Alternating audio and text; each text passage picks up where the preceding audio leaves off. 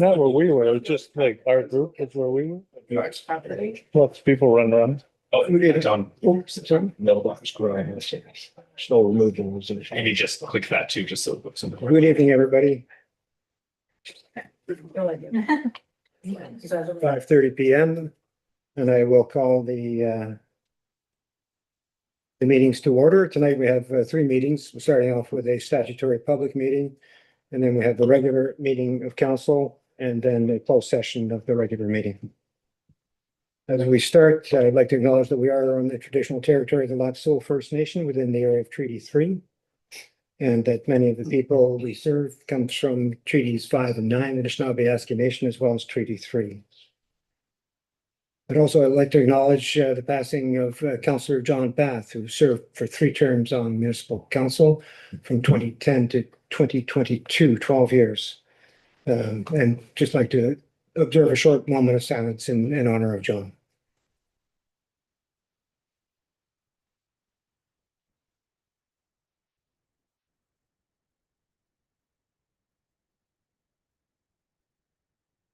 Thank you. John would have liked this next one because he really liked economic development. So I would like to introduce a new staff member in committee, the new economic development officer. John, please write John Okanma. I'd like to welcome John. He'll be working closely with Jen Esposito in the help me here, community development and initiatives department. That's correct. Thanks for having me. Welcome, John. Thank you. Thanks for having me. Thanks.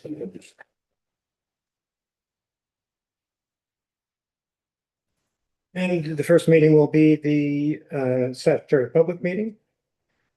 Call that to order at 5:32 p.m. and ask if there are any amendments to the agenda. Through Mayor Lawrence, I have,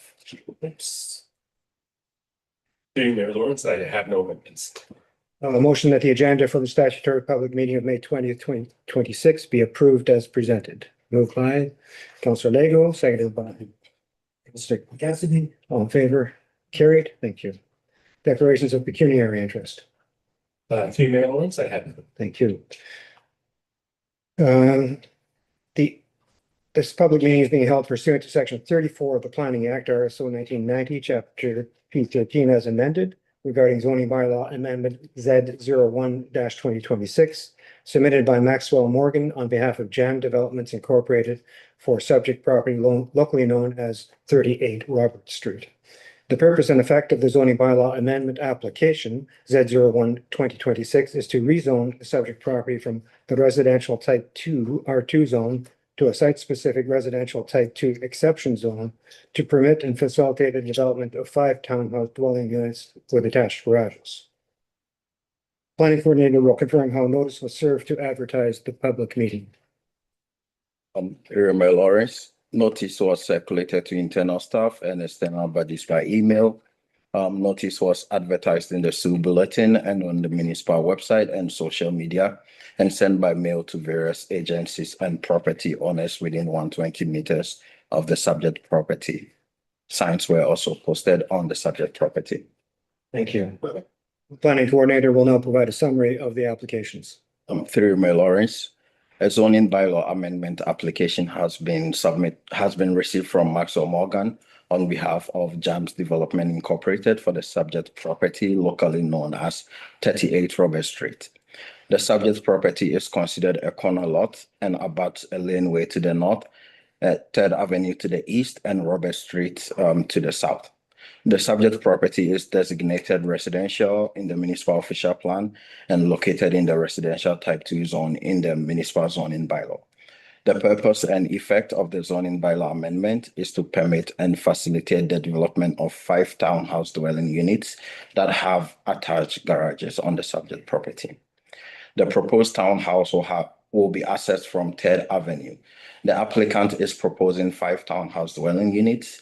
A townhouse is permitted in the residential type 2 zone. However, there is a maximum of 4 units permitted in a townhouse dwelling. Additionally, the proposed development does not meet certain lot and yard requirements for the residential type 2 zone. Specifically, the applicant is proposing the following: a reduced lot frontage of 27.7 meters, where a minimum lot frontage of 7 meters per unit for a total of 35 meters is required for 5 townhouse dwelling units. Reduced front yard setback of 5 meters on Robert Street, where a minimum front yard setback of 8 meters is required, and a reduced rear yard setback of 2.9 meters on the Northley Laneway, where 8 meters is required. The amendments requested. The amendments that have been requested have been revised by the applicant following consultation with municipal staff. In summary, the applicant has increased proposed setbacks from 3rd Avenue and from Robert Street to provide additional room for snow storage on the subject property, as well as reducing the overall lot coverage to bring it into conformity with the municipal zoning bylaw. All land use planning decisions in Ontario must be consistent with the provincial planning statement. The provincial planning statement provides policy direction on matters of provincial interest related to land use planning and development. The provincial planning statement encourages local planning authorities to support the achievement of complete communities by accommodating an appropriate mix of land uses and housing options to meet long-term needs. The provincial planning statement directs that settlement areas shall be the focus of growth and development, and that development within settlement areas be based on densities which efficiently use land and resources. The subject property is located within the urban Sioux local settlement area. The provincial planning statement requires that sensitive land uses and major facilities should be developed to avoid, or if avoidance is not possible, minimize and mitigate any adverse impact to public health and safety. The subject property is located approximately 70 meters south of the CN rail yard within an existing residential area, and is further set back from the rail yard than existing residential uses in the neighborhood. Historically, the municipality has not required that a noise report be completed on the basis of the existing established residential neighborhood. All planning decisions must conform to the municipal official plan. The municipal official plan promotes infill and compact development and direct development to urban Sioux local settlement area. Infill development is defined in the municipal official plan as development that occurs on a property that are vacant or under development, generally within built-up areas. The subject property is designated residential in the official plan. A range of housing types are permitted in the residential designation.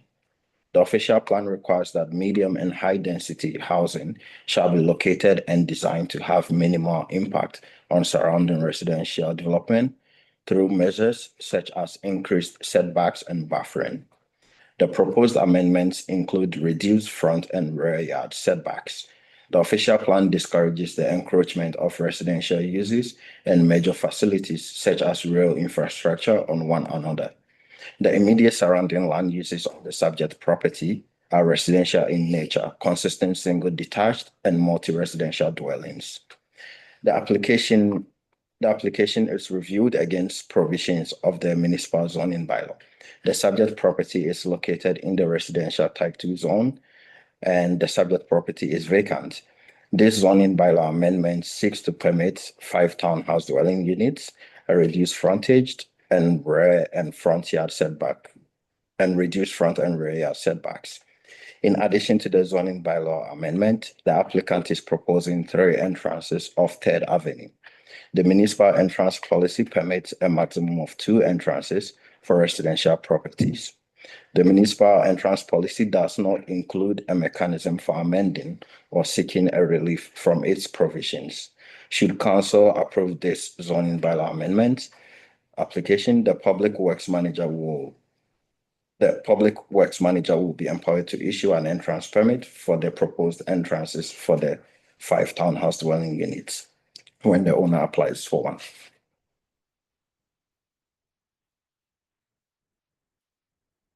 Thank you. Planning coordinator will read out any correspondence received from government agencies and municipal staff. Through my Lawrence, Comments were received from CN Rail through email on April 24th, 2026, and I read. The subject site is located within 100 meters of CN Sioux rail yard. Given this location, the proposed development introduces sensitive land uses in an area where land use compatibility concerns are significant. CN rail yards operate a continuous 24-hour basis and involves a range of industrial activities, including but not limited to the operation and idling of diesel locomotives and trucks, continuous 24-hour artificial lighting, the loading, unloading, and switching of rail cars, the bulk transfer of cargo, including dangerous goods, and ongoing maintenance and repair of rail and related equipment.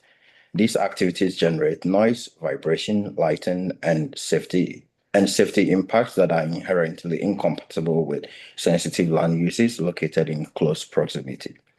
The Federation of Canadian Municipalities, Railway Association of Canada guidelines for new development in proximity to rail yard operations recommend a minimum setback of 300 meters between rail yards and sensitive land uses, a standard fully endorsed by CN. In addition, the Sioux Lookout Rail Yard qualifies as a Class 3 industrial facility under the Ministry of Environment, Conservation and Parks D6 guidelines. The D6 guidelines similarly require a minimum 300 meters separation between a Class 3 industrial facility and sensitive land uses. The proposed development does not meet these recommended separation distances and therefore represents an incompatible land use relationship. It is also important to note that railway facilities are subject to change over time, including potential alterations or expansions to railway infrastructure or operations. Such changes could further increase impacts on nearby sensitive uses, reinforcing the importance of adhering to the setback and mitigation recommendations set out in the FCM, RAC, and D6 guidelines.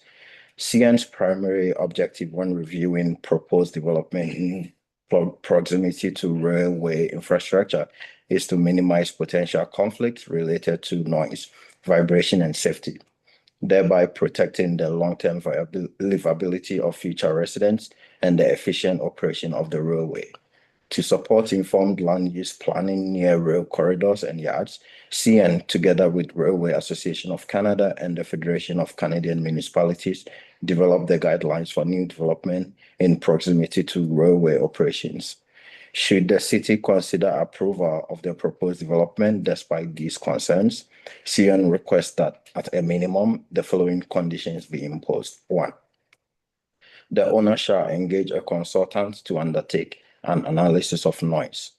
Subject to the review of the noise report, CN may consider other measures recommended by an approved noise consultant. 2. The following clause be inserted in all development agreements, offer to purchase, and agreements of purchase and sale or lease of each dwelling unit.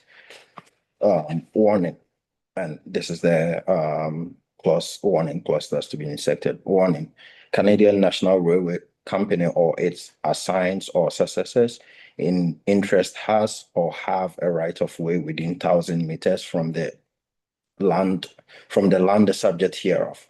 There may be alterations to or expansions of the railway facilities on such right of way in the future, including the possibility that the railway or its assigns or successors, as aforesaid, may expand its operations, which expansion may affect the living environment of the residents in the vicinity, notwithstanding the inclusion of any noise and vibration attenuating measures in the design of the development and individual dwellings.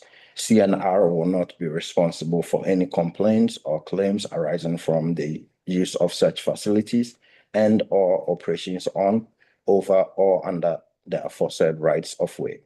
3. The owner shall, through restrictive covenants, to be registered on title and all agreements of purchase and sale or lease, provide notice to the public that the noise mitigation measures implemented are not to be tampered with or altered, and further that the owner shall have sole responsibility for and shall maintain these measures to the satisfaction of CN. 4. The owner shall enter into an agreement with CN stipulating how CN's concerns will be resolved and will pay CN's reasonable cost in preparing and negotiating the agreement. And 5, the owner shall be required to grant CN an environmental easement for operational noise and vibration emissions registered against the subject property in the favor of CN. And there were also comments from the Public Works Manager through email, and I read. It is noted that the proponent has submitted a revised site plan indicating planned snow storage areas. Notwithstanding, it is the opinion of the Public Works Department that these areas are unlikely to be adequate to store all the snow generated from 5 driveways over the course of a winter. As such, should the committee seek to approve this request for exemption from the municipal entrance policy, we request that such exemption be granted with the provision that the current and any future owner of the property be responsible for snow removal from these proposed snow storage areas, specifically that should the public works foreman or manager feel that the snow piled at either or both of the proposed snow storage areas on this property are creating sightline issues or impinging on the roadway or lane, that the property owner shall have 48 hours to remove the accumulated snow. Should the property owner fail to remove the accumulated snow within 48 hours, the Public Works Department or contractor of the Public Works Department's choosing shall remove the snow at the owner's expense. Should the property owner fail to pay any charges imposed by the Public Works Department for snow removal, those charges and any associated interest, fees, and penalties shall be applied to the property owner's property taxes. And then also the chief administrative officer responded to a circulation of the notice that he has no comments on this application.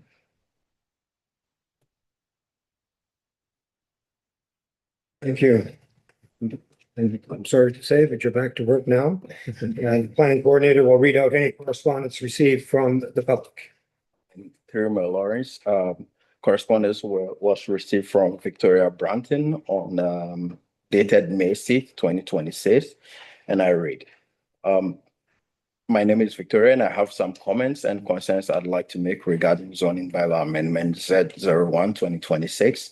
Number 1, reduced visibility. I think this unit is a huge cause for traffic safety in the area.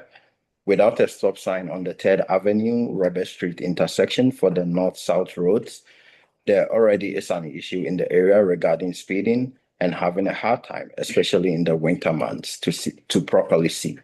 Reducing the frontage on the Robert Street corner of this lot will create even more visibility issues, and even more so with the traffic coming out of the laneway. 2, parking. Again, traffic on the 3rd Avenue section of this road is already dangerous. Pulling into or backing in and out of these driveways without seeing what is coming up the hill is incredibly dangerous. Also, having one parking space allotted for each unit will inevitably cause residents and visitors to park on the shoulder, causing more safety issues for drivers and pedestrians unable to see oncoming traffic appropriately, as well as creating reduced visibility for the residents pulling in and out of the driveways of these units. Number 3, community mailboxes. Let's add in the mailboxes for the area into this mix. Traffic pulling in, stopping, turning around constantly. Now let's also include the fact that these mailboxes are a bus stop, reducing the frontages on each side of this property just to squeeze in an extra unit. That's not work. You are intentionally creating a plethora of hazards for one extra unit. Then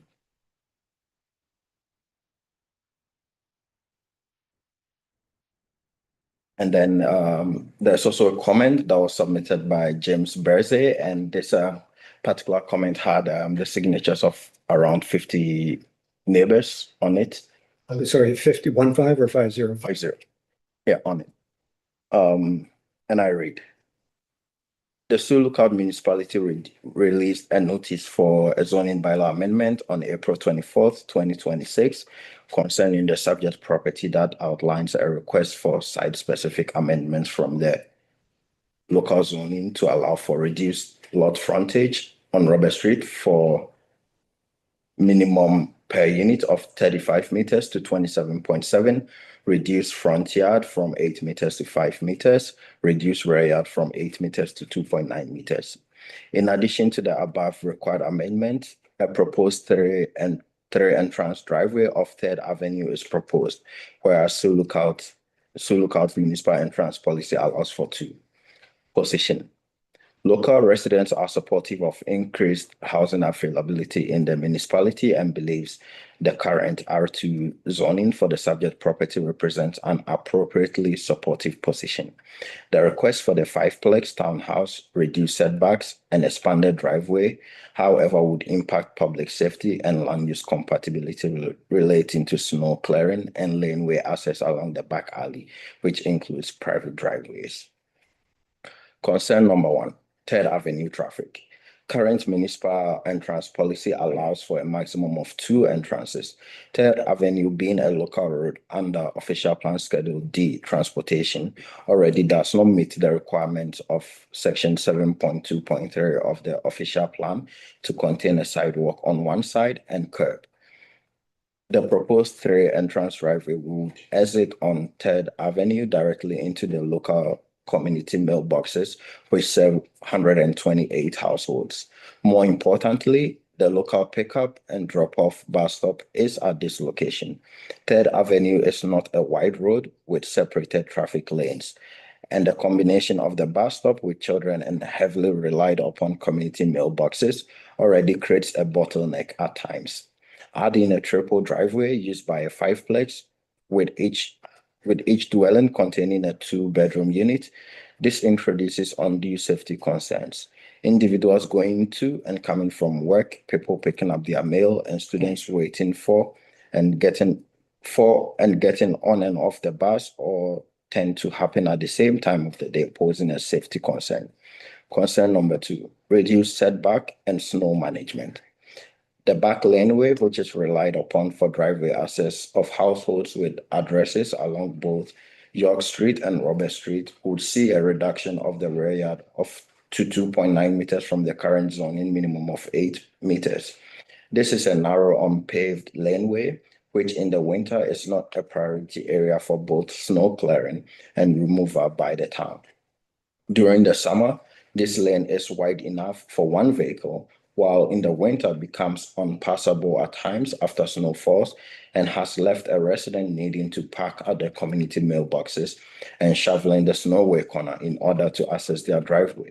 The worst section currently is the northeast corner of the subject property. If a 5-plex with the widened driveway as planned is allowed to proceed, this would mean the current plowing area by the town is restricted to a 3-meter space.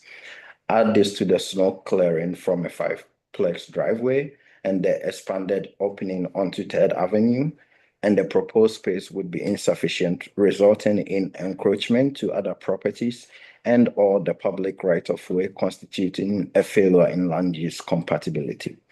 Attached are several photos from the winter condition of this area.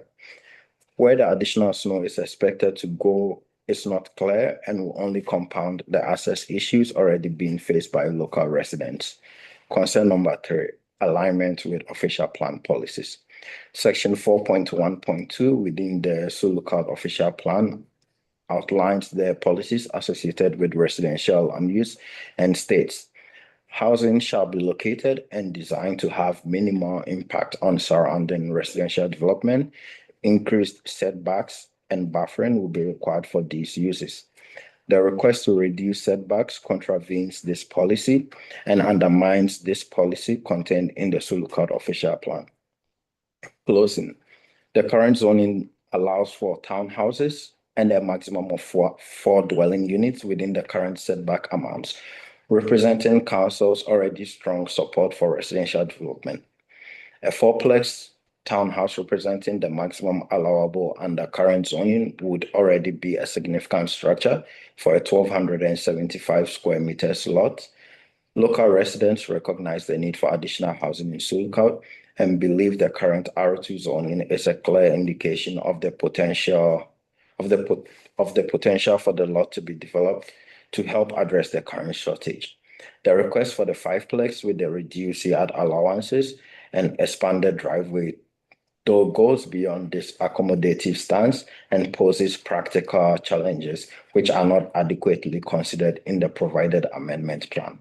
A fourplex with a double driveway onto Robert Street would conform to the current zoning rules, avoid increased traffic at the community mailboxes, posing safety concern, and mitigate impacted winter access to the back lane driveways. And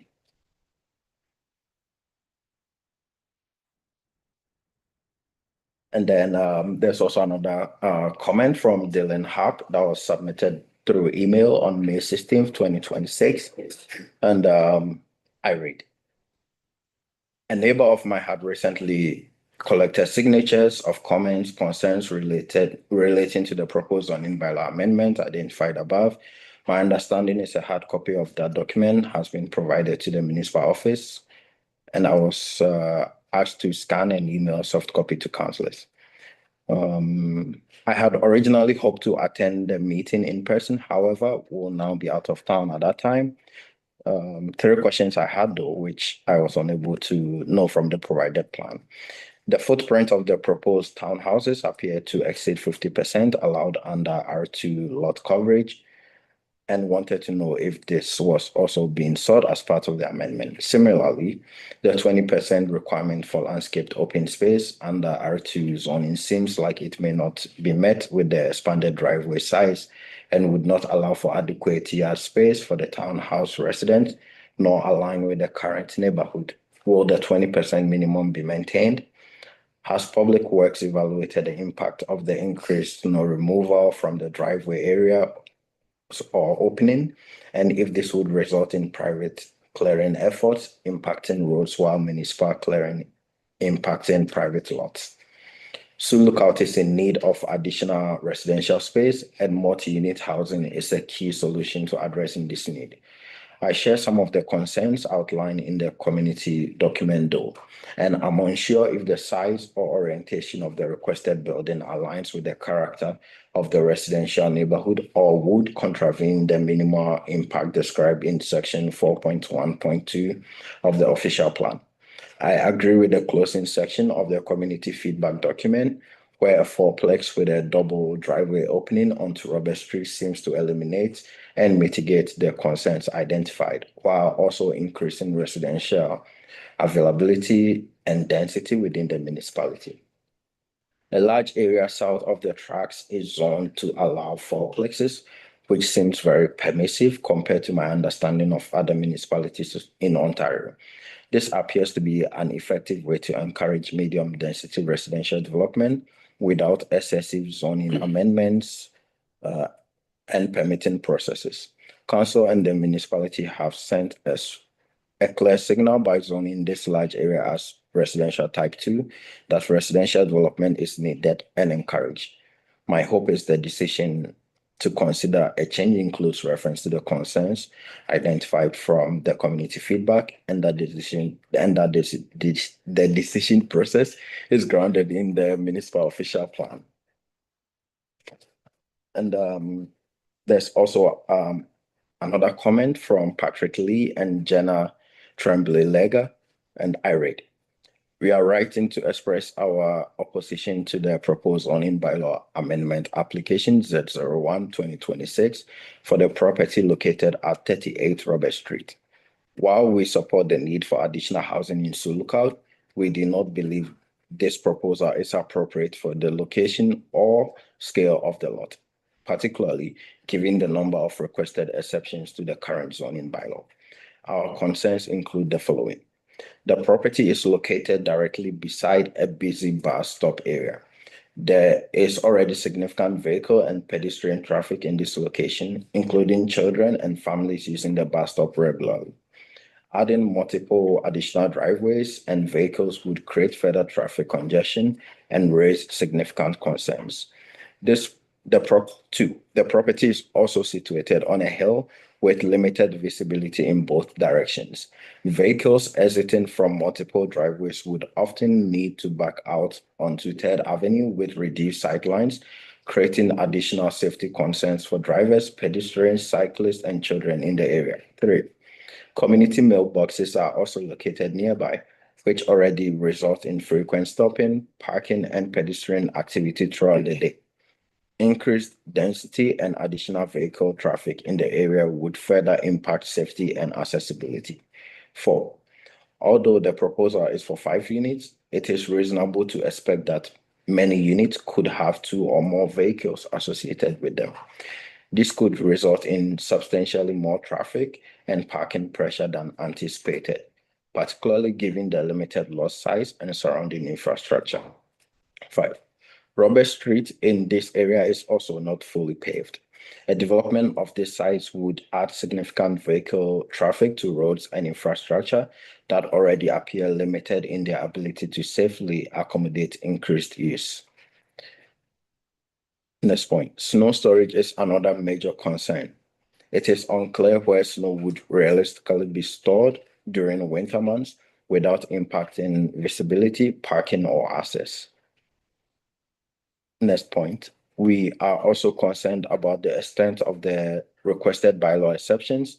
The proposal requires reduced frontage, reduced front yard setback, reduced rear yard setbacks, and an exception to the municipal entrance policy to allow 3 driveways instead of the permitted 2. In our opinion, this indicates that the development is too intensive for the property as it currently exists. We have also signed the neighborhood petition regarding this proposal. However, we wanted to submit our own comments directly to formally express our personal concerns about the application and potential impact this development could have for the area. In our opinion, there are several issues that should be addressed before this type of development is considered for approval. This could include relocating the nearby bus stop, relocating the community mailboxes to a safer and less congested location, and reducing the scale or density of the proposed development so that it better fits the lot and surrounding neighborhood. Again, we support responsible housing development in our community, but we do not believe this proposal represents appropriate planning or safe development for this specific location.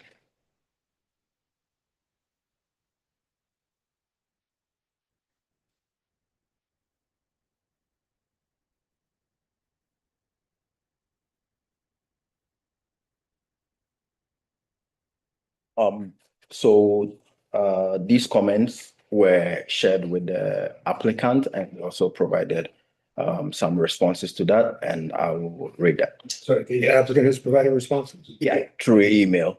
And the applicant wishes you to read the responses rather than, the next part of the agenda is, well, sorry, is the applicant's presentation. I just want to confirm that the applicant is comfortable with us doing this. Yeah, with the, yes. Yes. Carry on. Thank you. And we can comment afterwards, though. Yeah. So in response to CN's comments, the applicant responded, 38 Robert Street is within an existing residential neighborhood within 300 meters of the rail yard. This should not affect our development since it's already been developed for residential within this minimum separation. There have also been several multi-residential buildings in recent years that have been permitted to move forward within this distance with no such requirements. Sioux Lookout is built around the railway, and the 300 meters minimum distance affects all properties north, including Queen Street and south to Bay Street. And in response to the Public Works manager's comments, it is noted that the proponent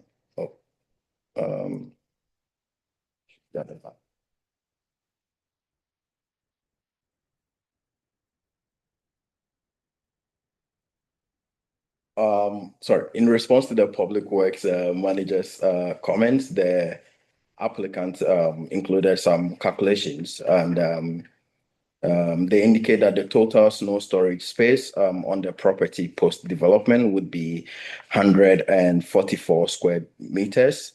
And snow storage along Robert Street would be approximately 68 square meters. I'm sorry, yeah, cubic meters. Yeah. And snow storage along the laneway would be 76 cubic meters. Our calculations are that we would require to haul away snow 1 to 2 times per year. And the total area for the driveway would be 133 square meters. Available snow storage can handle 1 meter of snowfall, and records indicate that annual snowfall in Sioux Lookout is between 1.7 meters to 2.1 meters, and these records are from 1991 to 2020. This past winter was an extreme at 282 centimeters, which would still fall within two snow removals. Snow storage for walkways to front entrances will be between the driveways setback from 3rd Avenue.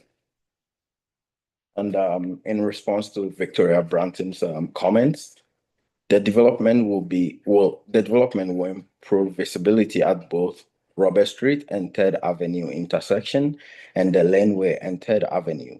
And 3rd Avenue with 7 meters setback from the property line will significantly improve sightlines at both intersections. There is currently a hedgerow along 3rd Avenue that is on the property line that impacts sightlines. And then next point, each unit has a garage for indoor parking and an outdoor parking space for each unit. So there should be minimal impact to parking on the street. 7 meters setback from the property line would allow for a full-size SUV or pickup to park in the driveway. There are several busy streets in Sioux Lookout, including those without stop signs, that have several multi-unit properties. A good example would be 5th Avenue, north of the fire hall. There are four plexes with a single parking space per unit that meets the needs of the neighborhoods. Next point. The mailboxes are on the opposite side of the avenue with enough space for pedestrians or other cars to pull over for traffic to continue to flow. The proposed development does not encroach on the area. The proposed driveways have wide enough entrances that vehicles entering or leaving the property will not impact the area of the community mailboxes. Traffic speed in the area should be slow, as there's a stop sign within 1 block of any direction of 3rd Avenue and Robert Street intersection. And in response to James's comments, in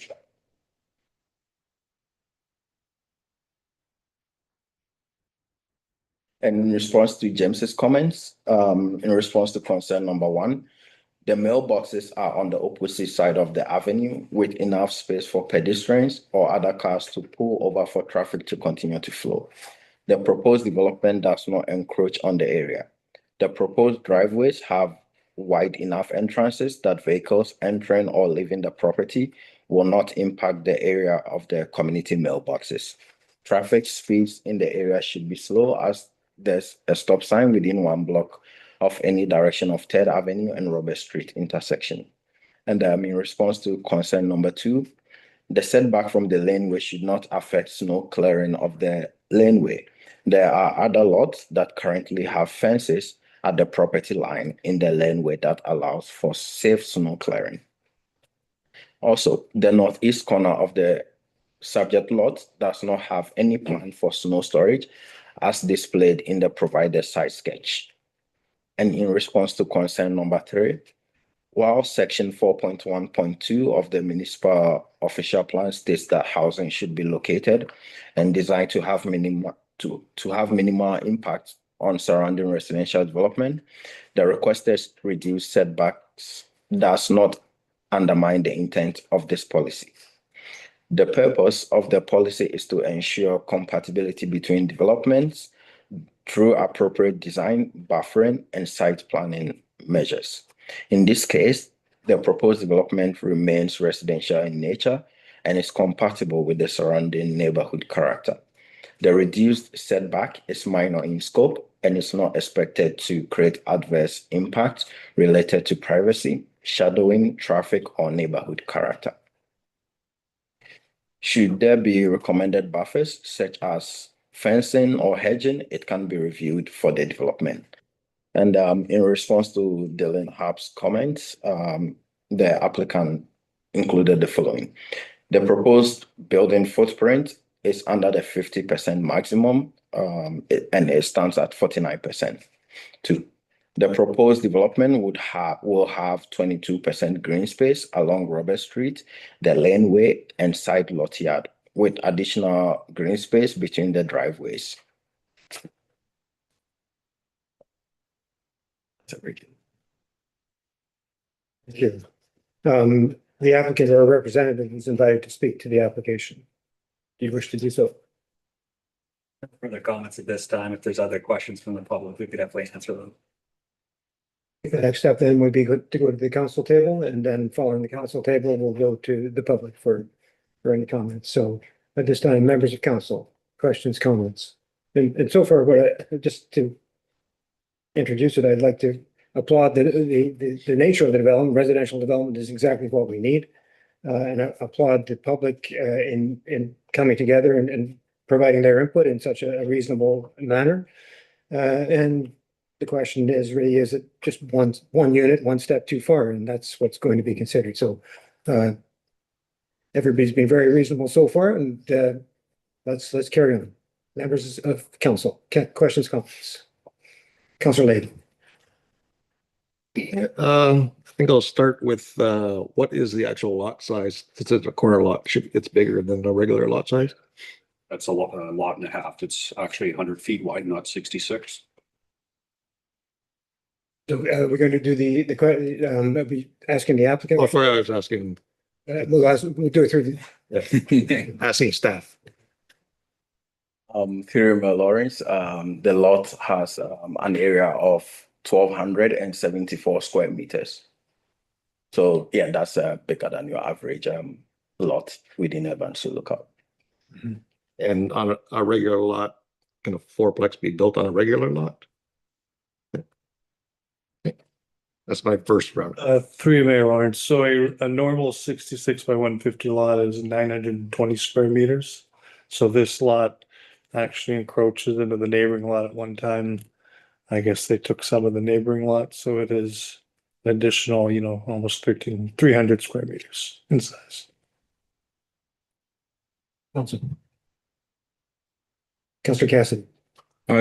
Just a question around the snow storage, and this might be for the developer to answer, but the snow storage on the south end of the property, if you have the green space in front of the houses, how are you planning are you just gonna plow right across the yard to access that snow storage space? Is that the intent? Exactly. Other buildings that we operate, we have snow storage that's on the sides of the buildings, and we're just plowing over the green space over the lawn, and that's where it's being plowed. Okay. Further with that, just with respect to the concerns of visibility coming out of the back lane, did you guys give any consideration, or what would be the impacts, I guess, is if the unit on the north end, the standalone kind of unit, the other two paired up with the garages, was moved to the south end? That would just add a little more visibility instead of having the garage right against that setback on the lane. I think it would also potentially increase your congestion on the north end if you were to look at that, having a double driveway closer to, because then you have a double driveway closer to the driveway by doing that. Yeah. I think further to that, if you got that garage on the Robert Street side, it's going to impair some of the sight lines, maybe a little bit more than it would at the laneway, where you've got an intersection with a stop sign. Yes, it's controlled. The back lane is controlled as well. I think the visibility there will greatly increase or be improved when the hedge is removed. Yeah. Which is right now, that's quite an impairment to visibility on Robert Street and Third Avenue. Yeah, it was just a thought because you have more of a setback up front there, that's all. So Mr. Van Breda. For staff, I guess, so this morning I took a drive out there. Are we able to maybe chip and seal Robert Street from Second to Third Avenue? That's a separate question, not, I don't think, but, CIO, I don't think that, we can consider that at this time. Hmm. It's a budget item. Yes, that's a budget item. It's not planned for 2026. Street improvements can be brought up, another, Yeah, but, it's not part of this, I wouldn't say. I don't think you can ask staff to answer that question now. Anything further? so just like, in the future, because even at the NOMA conference, we were told that the province is telling all communities that we must build up, not out. So the province has been giving us a direction for years now that we have to densify Silica, right? By adding more units as we see that the province did legalize up to 3 units per property. So this is just an extension of what the province has been telling us to do for years now, right? That the province wants us to build up, not outwards, and that they are encouraging communities to, add townhouses and add more units to the properties, even to at lunchtime too. So this week I'm dog sitting for a friend. So she has 2 pups that are roommates. So both of them are leaving for Thunder Bay at the end of the month because they said that they could not find a place to rent, that they want to be able to have their own apartment, not to rent a room in a house. So, having more units like this would encourage more people to stay. So I'm thinking about more of like the young people who would want to stay in Silica if they had more apartments, if they had more units such as this, like a townhouse, 2 bedroom townhouse that, a pilot or a nurse or someone who's more transient coming into Silica can rent out. So the province has been telling us this is what they want us to do. So I feel like we're almost not put into a corner here, but almost that we've been told for years and years and years that the province wants us to build up. So I am, though, would ask in the future, I know this is not the right time, but maybe we should look at paving Robert Street from Second Avenue to Third Avenue. Council, anything further? Councilor Layton. If staff can just sort of off of what Councilor Van Breda was saying, the provincial planning statement. I know that new legislation came in 2022. Is that correct? 2024? Yeah, there's been a lot. Very recently. Is there anything in the plan that talks about increasing use of lots? Through my Lawrence, as Councillor Van Breda mentioned, in recent times, the province has moved to legalize 3 units as of right on urban residential lots. And in this case, 38 Robert Street is located within urban Sulucod and is considered as urban residential lot. So under the Planning Act, they are allowed 3 units as of right. But then our municipal zoning bylaw moves further because in the municipal zoning bylaw, this property is on residential type 2. And in the residential type 2 zone, you are allowed up to 4 units in a building. So, yeah.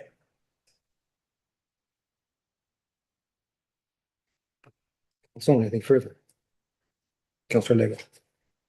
Yeah, and just in regards to the CN's comment, the municipality has, I think you mentioned, has never asked for a noise study on any development. Through my Lawrence, it's just in this area in particular, because this is an already developed neighborhood, a mature neighborhood in a sense, and as a result of it being an already developed neighborhood, we typically don't require developers or property owners to undertake a noise study when they're building in a neighborhood that's already been developed, especially if they're not exacerbating what already exists. Especially in this case, 38 Robert Street is further setback from the rail yard, compared to other lots and other buildings in the area. Councilor Lake. If maybe the CAO could talk briefly for the public on the Ontario Land Tribunal. I know that we were challenged before on this. If you could just sort of go over. Through you, Mary Lawrence, yes. So with regard to number of units and there there was another application a number of years ago that exceeded the minimum number of units prescribed in the zoning bylaw. Council chose to uphold its zoning bylaw requirements. That was appealed to the Ontario Land Registry, and the council's decision was overturned at that time. Councilor Lake. Final question. Just in regards to putting a stop sign on Third Avenue, would that be something that staff could look at? Yes, so as council is aware, we'll be doing sort of a review of the new traffic control bylaw at 6 months and 1 year after its implementation. And so looking at those areas that are undersigned, under controlled, under regulated in terms of stopping and so on. Certainly that area could be looked at as well, for sure. Council, anything further? I'll just ask you if a hypothetical question, if this were 4 units and they were the same size units as is in the 5 unit, would there be a need for a bylaw amendment, or would it be minor variances for setbacks? Through my Lawrence, if this were to be a 4-unit townhouse where they meet all the requirements, then they wouldn't need to go through an amendment process. But then if this was still a situation where they were encroaching into the front or rear yard setback, then they may be able to do it through a minor variance and not a zoning bylaw amendment. And currently, the setbacks would require a minor variance. Yeah, if it was a 4-unit townhouse, yeah, then they would only be required to go through a minor variance and not a zoning bylaw. Okay, thank you. Nothing further, council? I'll go to members of the public then, and members of the public are invited to speak to the application. The public can ask questions of clarification or seek background information, speak in support of the application, or speak in opposition to the application. All questions will be directed through the chair. It is requested that only one question be asked at a time. Please identify yourself before you ask your question so that you can be properly recorded in the minutes of the hearing. Members of the public.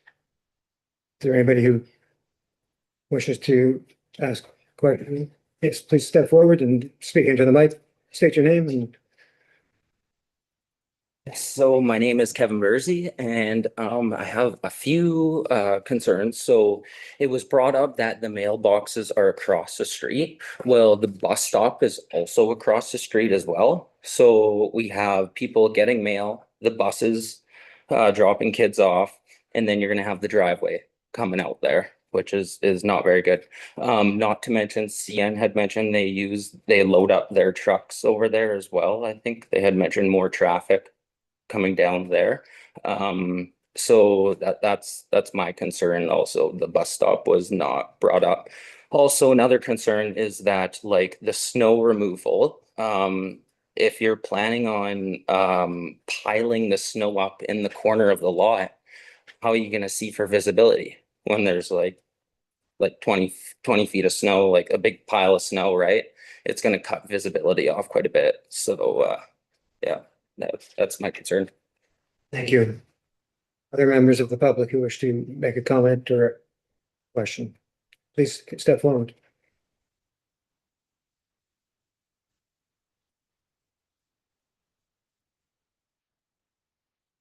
Hi, my name's Jenna Tremblay-Legier. I was one of the people who sent in their concerns.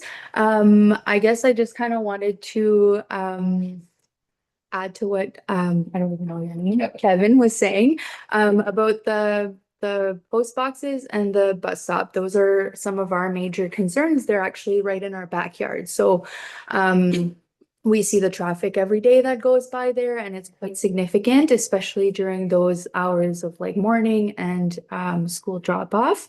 To add to that, I think adding a stop sign does not really fix any issues because you would have the two driveways coming into right where that stop sign is. So I think we also need to kind of look at the layout of not just the land that they're planning to build on, but kind of what is going on around, because it will have a significant impact on people with children, people who use those streets to kind of like walk and exercise and cycle and all of those things.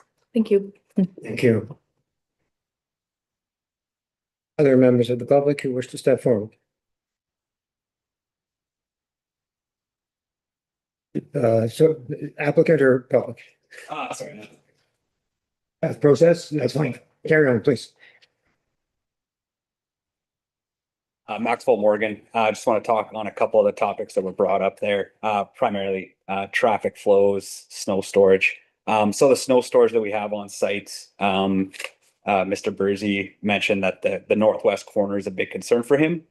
In our sketch, the diagram of where we have our snow removal areas and our snow storage areas, it's actually further back on the laneway on that northeast corner on the north side of the lot.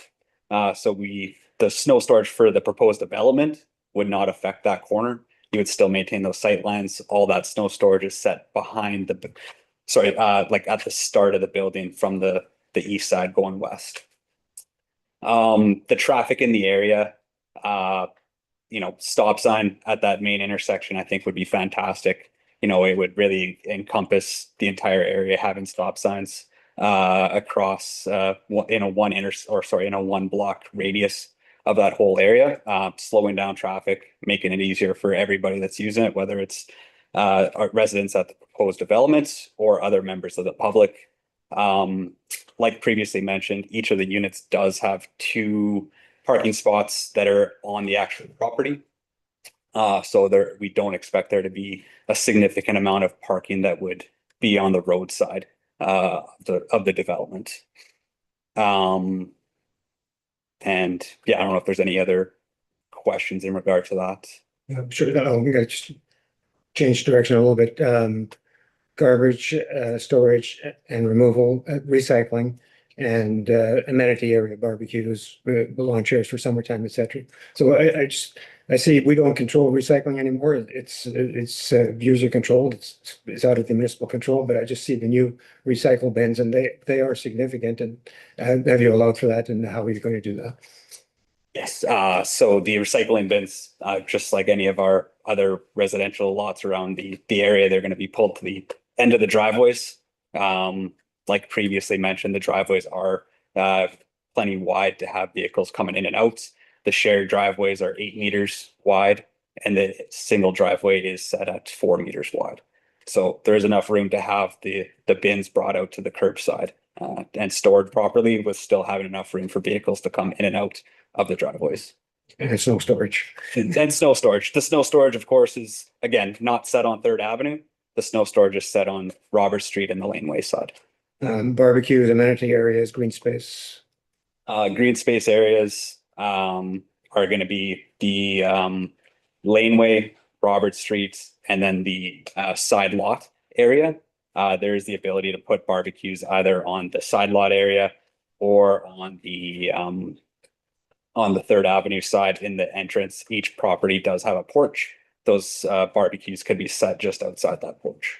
The front porch. The front porch, yeah. There's no structures on the back side, like on the side lot area, just green space. Thank you. All right, so the next section is the reading the conclusion and the right of appeal process, but I don't think we're making a decision today. What I'm guessing is the direction is for staff to take all these comments from agencies, from the public under consideration, and come back to council with a if not a new report, an updated report based on all that input. Is that correct? Through you, Mayor Lawrence, yes, I believe that is staff's recommendation for this meeting. And also to to have further dialogue, to enable staff to have time with, to have further dialogue with CN. Again, these requests from CN are relatively new. This is just something we've seen in the last couple of years. And they're quite onerous on developers. And, you know, I think there may be some merit to some of these requirements if the municipality was looking at developing a brand new subdivision next to the rail line. You know, council may want to look at noise exposure and vibration and so on and so forth. But in terms of a development within an existing residential neighborhood, some of this seems a bit excessive. So I would also appreciate the opportunity to chat with staff as we have a further dialogue with CN about some of their concerns. Yeah, the CN concerns are, I think it was about 2 years ago was the first time I'd seen one, and it was farther away from, and it just, for somebody who lives within 20 meters in driveway. Anything 1,000 meters within the near the railway. I mean, that would take out quite a chunk of our urban lookout area if we were to do nothing in those areas. So. All right. So should I be reading the part about the appeal this evening, or is that for when? We can forego that because no decision is being made this evening. So I think then what we're doing is directing staff to prepare a subsequent planning recommendation report for presentation to council at a subsequent council meeting that considers the feedback received at the May 20th, 2026 statutory public meeting. Fair enough. Moved by Councillor Van Breda, seconded by Councillor Lego. All in favor? Carried. That bylaw 29-26, being a bylaw to confirm the proceedings of the council of the municipality of Sioux May 20th, 2026 statutory public meeting be read a first, second, and third time and pass. Carried. Moved by Councillor Cassidy, seconded by Councillor Van Breda. All in favor? Carried. And that concludes the statutory public meeting. There will be notice, how will the public be notified in the next meeting?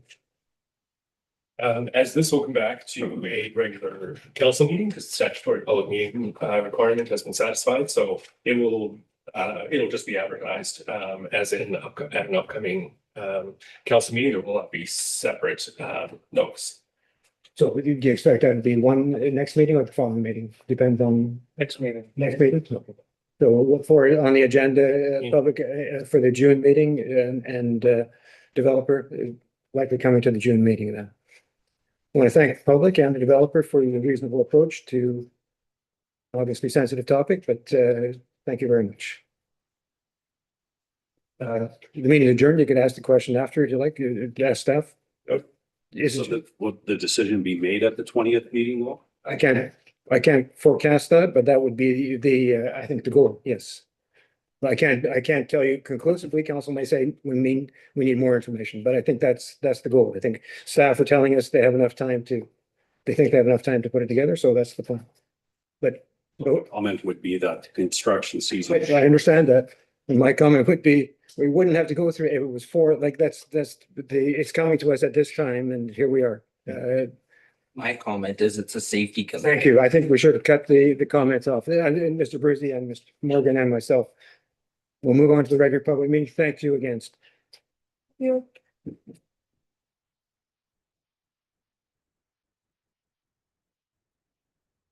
It is now 6:33 PM, and I will call the regular meeting of council, May 20th, 2026 to order. Introduction of amendments to the agenda. Through Mayor Lawrence, I have none. Motion that the agenda for the regular council meeting of May 20th, 2026 be approved as presented. Moved by Councillor Cassidy, seconded by Councillor Anchikene. All in favor? Carried. Thank you. Declarations of pecuniary interest. Through Mayor Lawrence, I have none. Thank you. We have some motions to adopt. That the minutes of the April 15th, 2026 regular council meeting be adopted as presented. Moved by Councillor Van Breda, seconded by Councillor Lego. Any comments? None? All in favor? Carried. Thank you. A motion to receive minutes from municipal boards, commissions, and committees, that the minutes of the February 24th, 2026, March 24th, 2026, and April 21st, 2026 Municipal Truth and Reconciliation Committee meeting, and the March 12th, 2026, and April 9th, 2026 Environment Committee meeting be received. Moved by Councilor Lego, seconded by Councilor Cassidy. Any comments? Seeing none, all in favor? Carried. Thank you. Determination of items requiring separate discussion. We have item 7.1, Sioux Airport parking structure approval of contract. 7.2, award of contract, comprehensive review of municipal official plan and zoning bylaw. 7.3, extension to draft plan of subdivision approval, Ontario Inc., Highway 72.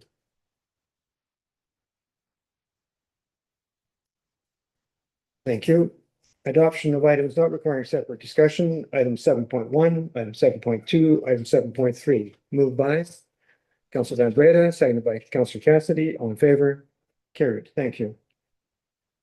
And we have two delegations this evening. The 2025 annual review of the Sioux Public Library. Presenter Nicole Rogers, CEO, Chief Librarian, Sioux Public Library. Please step forward. The floor is yours. So, Please sit down if you like. yeah. You need an elevated microphone. I can see that in the public.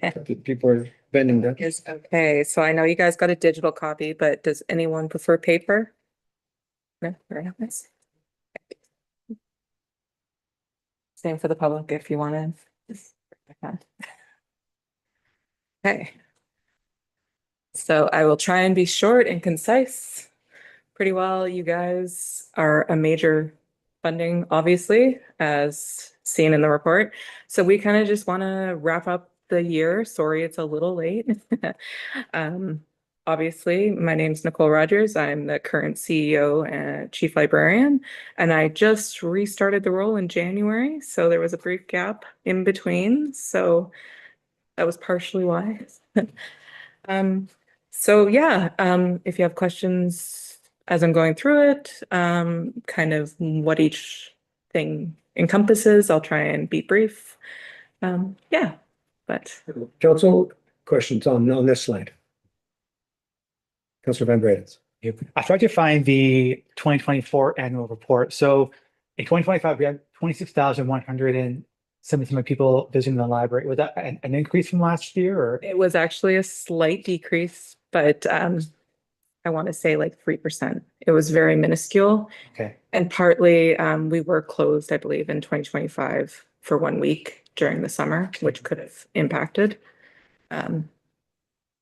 Yeah.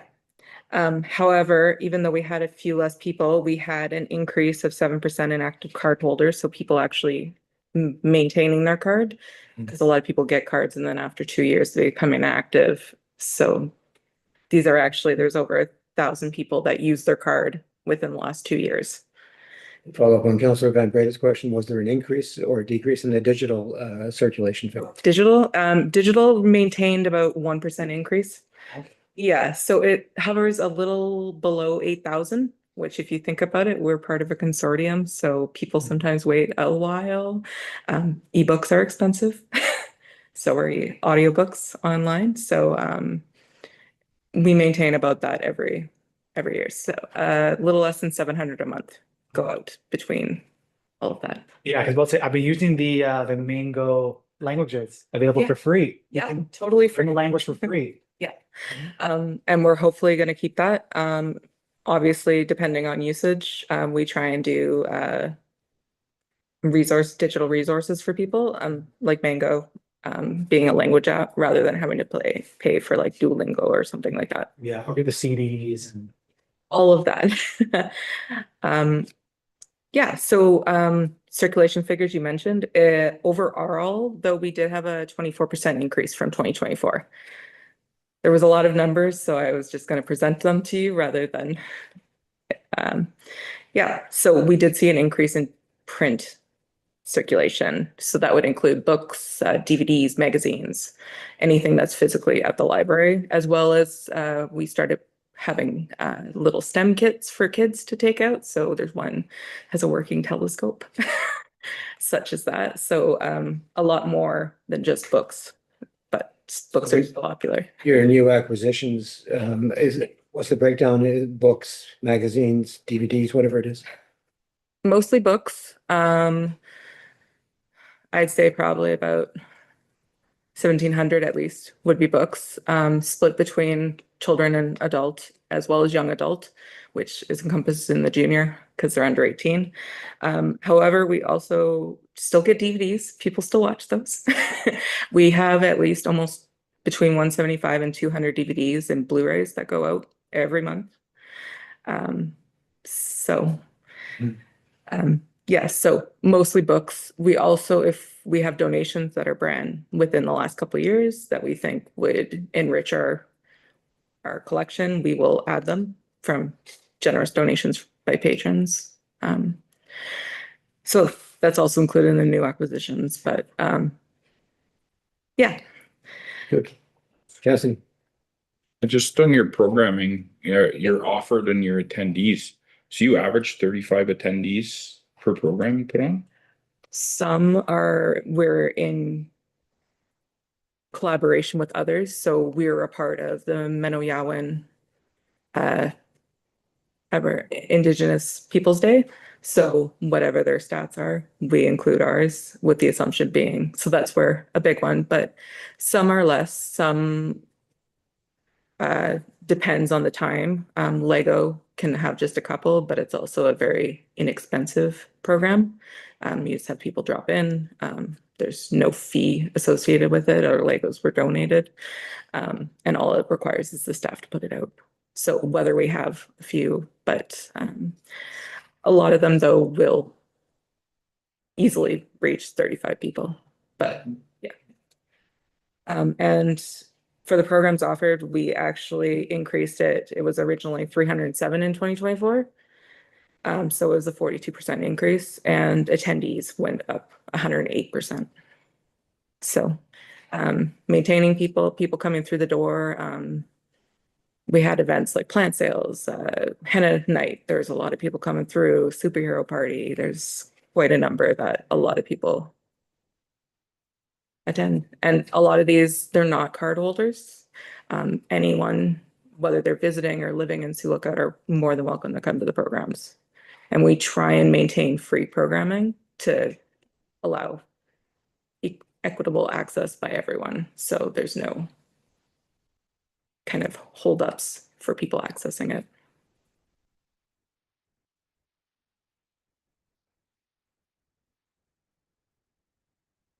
So you guys will see yourselves. You're the very big portion. 88.7% of the money we received was from the municipality. 7.5% was library generated. So this would be for services such as photocopying, printing, faxing, as well as if people damaged or lost books, they pay. We get revenue from that. Very few, we got a little bit of programming expenses, but generally we try not to, mostly just to cover costs. So if it's, say, a paint night or something, just to cover the expenses. And then the 3.8% there is grants. So that was for our summer student. We received one grant last year. You get one this year? We actually got two this year. So we got both the provincial and the federal. So we're very hopeful that we will, hopefully by the end of the month, have some hires. So yes. So for the grants, that was the Canada Summer Jobs? No, we got the provincial last year. So that would have been the summer employment opportunities. How much is that as a dollar figure, if you don't mind me asking? About 4,000. Oh. I think it was like 3,800, 900, and then plus the benefits. So Okay. vacation pay and such, I believe. Yeah, so about 4,000. So any questions about the revenue portion? Did you have one, Councilor Cassidy? Yes. I guess considering the amount that. Go ahead, turn it off. Just considering the amount of revenue that does come from the municipality, what steps in the last couple of years have you guys taken to try and increase revenues generated in the library? So I can only speak to the year I was there. So, well, year and a half. So, 2025, I was only there until uh, end of August, end of September. Sorry. We did plan some more fundraising events to try and increase, and we're actually increasing them this year. So we have a few more events planned for, say, Blueberry and Future. We actually have a big one coming up. So if you guys want to do plant sales, it's all by donation this weekend. Yeah, plug that in a little, right? If you want to get started.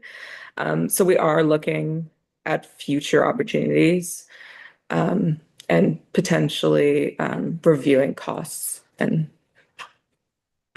just services and such haven't been reviewed for a while. That is an opportunity we could look at and compare to other libraries, what they're charging, because we don't want to be overcharging people for what.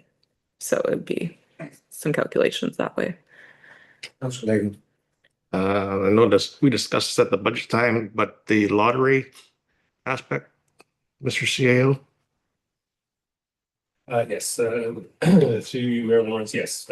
So we have learned over the last little while that libraries in certain ways and in certain situations are eligible for lottery to raise or receive lottery proceeds. So that is another avenue that I know it's a very new area, but I believe it's something that we've chatted about and we can certainly chat about more in the future. Yeah, and as he said, it is an opportunity. I think there was some confusion for a number of years. The library just cannot apply for a lotto license itself, but there is ways, like Brian said to the CAO, to kind of get around that. There's also other things that you can do that don't require a lotto license, such as trivia. It's totally skills based, so that's another opportunity. But yes, I'm open and I'm pretty well settled, so I'm thinking going through a lot more, and hopefully in the next year we'll see it.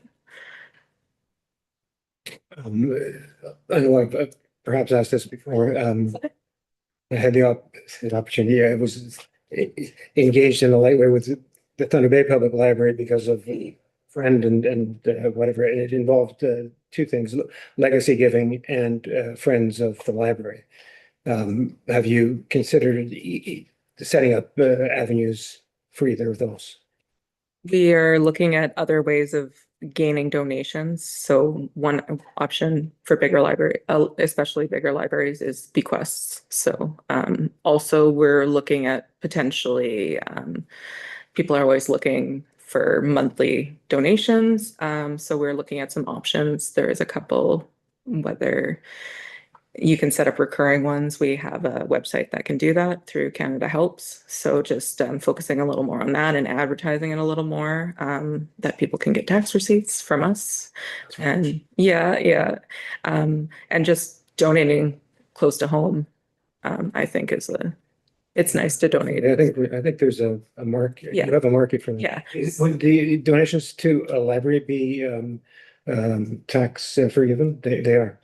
Also, good. They get tax receipt, we send it off, and that's another way. And we actually, with the new finance, we've taken over the finance, so there is opportunities to get EMTs through. I'm just looking into that. So if people want to set up a monthly one, could be, or even a yearly, like if they want to do at Christmas. I know a lot of people will do that for family members, especially if they're far away. So there is opportunities in the future for. You can look forward to Yes. questions from counselors at budget time. I love talking about the library, so I'm anytime, even if something pops up later, just shoot me an email. Expenses there, as you will see, most of the money we got actually goes towards wages and benefits, and that is not atypical for public libraries. Most of them average around 75, I believe, to 80%. I'd have to look up the facts, but it's pretty well. We did start a reserve fund because we did not have one. And just so unforeseen circumstances come, just having that kind of catch so that you're not like, oh no, like buildings and utilities, that would have been the lease and such. So that was 6.4%. Supplies and services, that would be say new paper, supplies like that, or janitorial supplies. And library materials, 5.8%. So that would have been the acquisitions that were up here, where 1,930. That was about that percentage.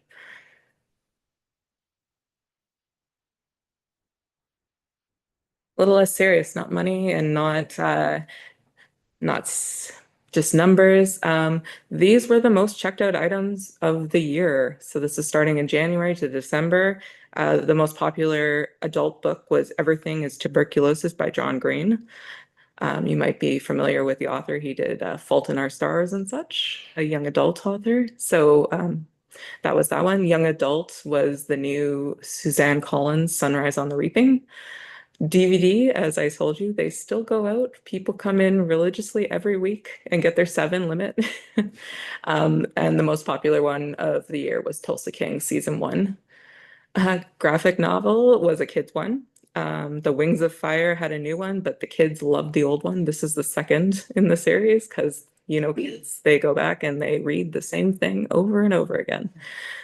So, and the most popular picture book of the year was The Gruffalo's Child by Julia Donaldson.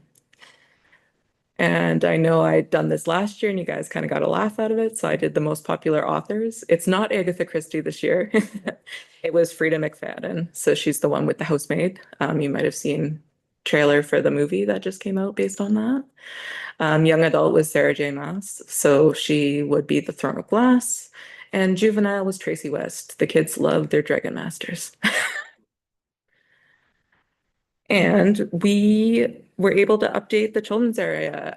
This was kind of started at the end of 2024, but it didn't become public until 2025. So we kind of saved it just because the public weren't kind of introduced to the new area. So there was several generous donations given when the previous CEO, Wendy McDonald, passed away. So we wanted to use those funds in a meaningful and visible way. In addition to just putting a plaque, we did a plaque dedicating the children's area to her, but we also revitalized the children's area with some new furnishings as well as new toys. And I just included a couple of pictures just so you guys could see. It's a little less dated. Yeah. And the last 2 page, I just included pictures for you guys, just so you can kind of see. It's one thing to hear all the stats and see the amount of money that's being spent, but this is kind of the everyday things that happen and just are a little more. So there's a lot of talented people in town. We had quite a number of book launches by local authors. We continued Puzzle Wars, which kind of started, I think, in 2024. So it's still going on. The kids love their crafting. So there's some raw painting, just family time crafts that are held every Friday, as well as the kids love to hack that painting. So you get donated. Someone's already done a painting and you just color all over that. One of our fundraising opportunities is our Freedom to Read Week, just to promote against censorship and against the banning of books. Superhero Party is a big one. Yeah, we had an annual one that started and it's called the Halloween Decorating. And the kids loved it as well as the adults. It was all ages. We also just recently did an Easter one. So, and we foresee that we had for the Easter one, we didn't have quite as many for the Halloween one. I think we had 50 and they all went out. Easter had 100. So, and almost all of them came back. And then we have Legos weekly. So just drop-ins, and foreseeing this summer is going to be quite busy. Kids are out, all the teachers are out, so it gets quite busy.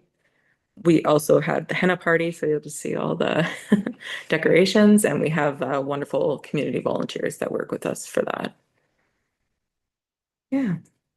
And one thing we tried to get people, this was from outside of the community, but they come often, the scientists in school. They through donations we were able to get one free, and then through our funding we were able to get another one, and the kids, it was full up. So I believe they maxed it out at 25. And that was just the children. The parents all came with them. So you'll see it's at the bottom there, quite packed. Yeah, and that's kind of I just wanted to show you guys some pictures. Again, you see at the budget time, it's just the money. Here's how much we're asking. Oh, they're asking more. This is kind of what we use with it. Very good. Council, anything further? I'll just close by saying thank you very much. Thank you for all the good work you do. And obviously, people are very happy with your work. It's a busy place. Well, once again, thank you guys for listening, and yeah, looking forward to the future, and I'll probably see you again next year. Well, I'll see you before that, but for this purpose. Thank you very much. Thank you. But we have a second delegation tonight. Perhaps I should be asking, does anybody, should we take a 5-minute health, we'll take a 5-minute health break and we'll come back at 7 o'clock. In case the presenters are desperate to get out of the room for a few minutes. 5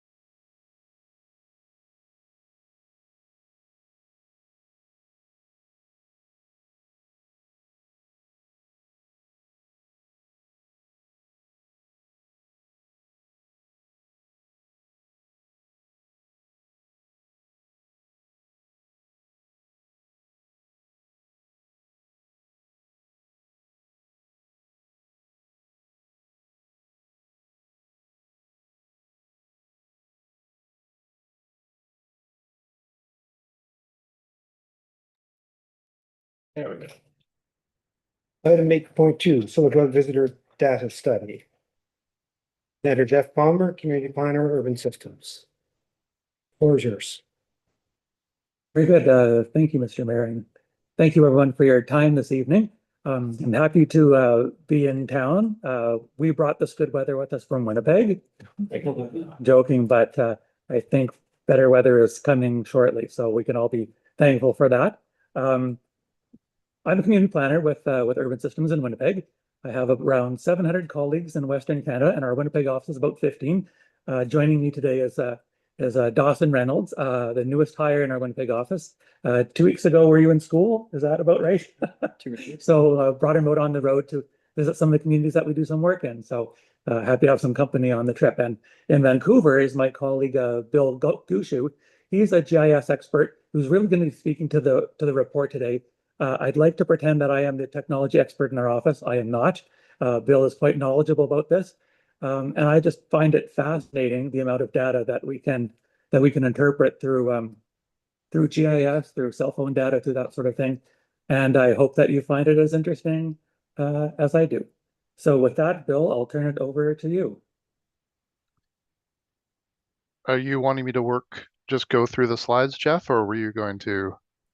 No, just go through the slides, and Dawson's here to advance them, so you might need to give him a little prompt.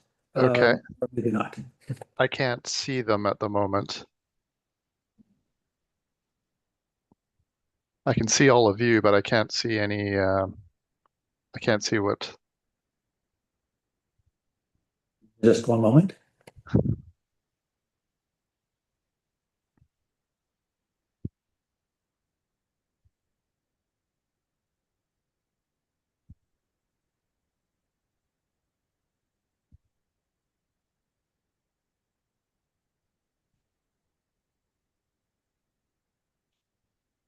Oh, we are sharing the presentation. They are.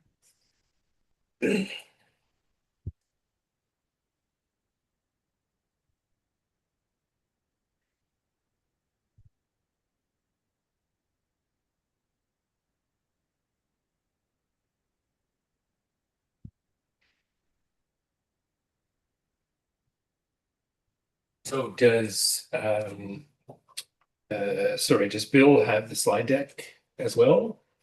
I do, yeah, I've got it up on my screen. I guess we could try to kind of progress through it.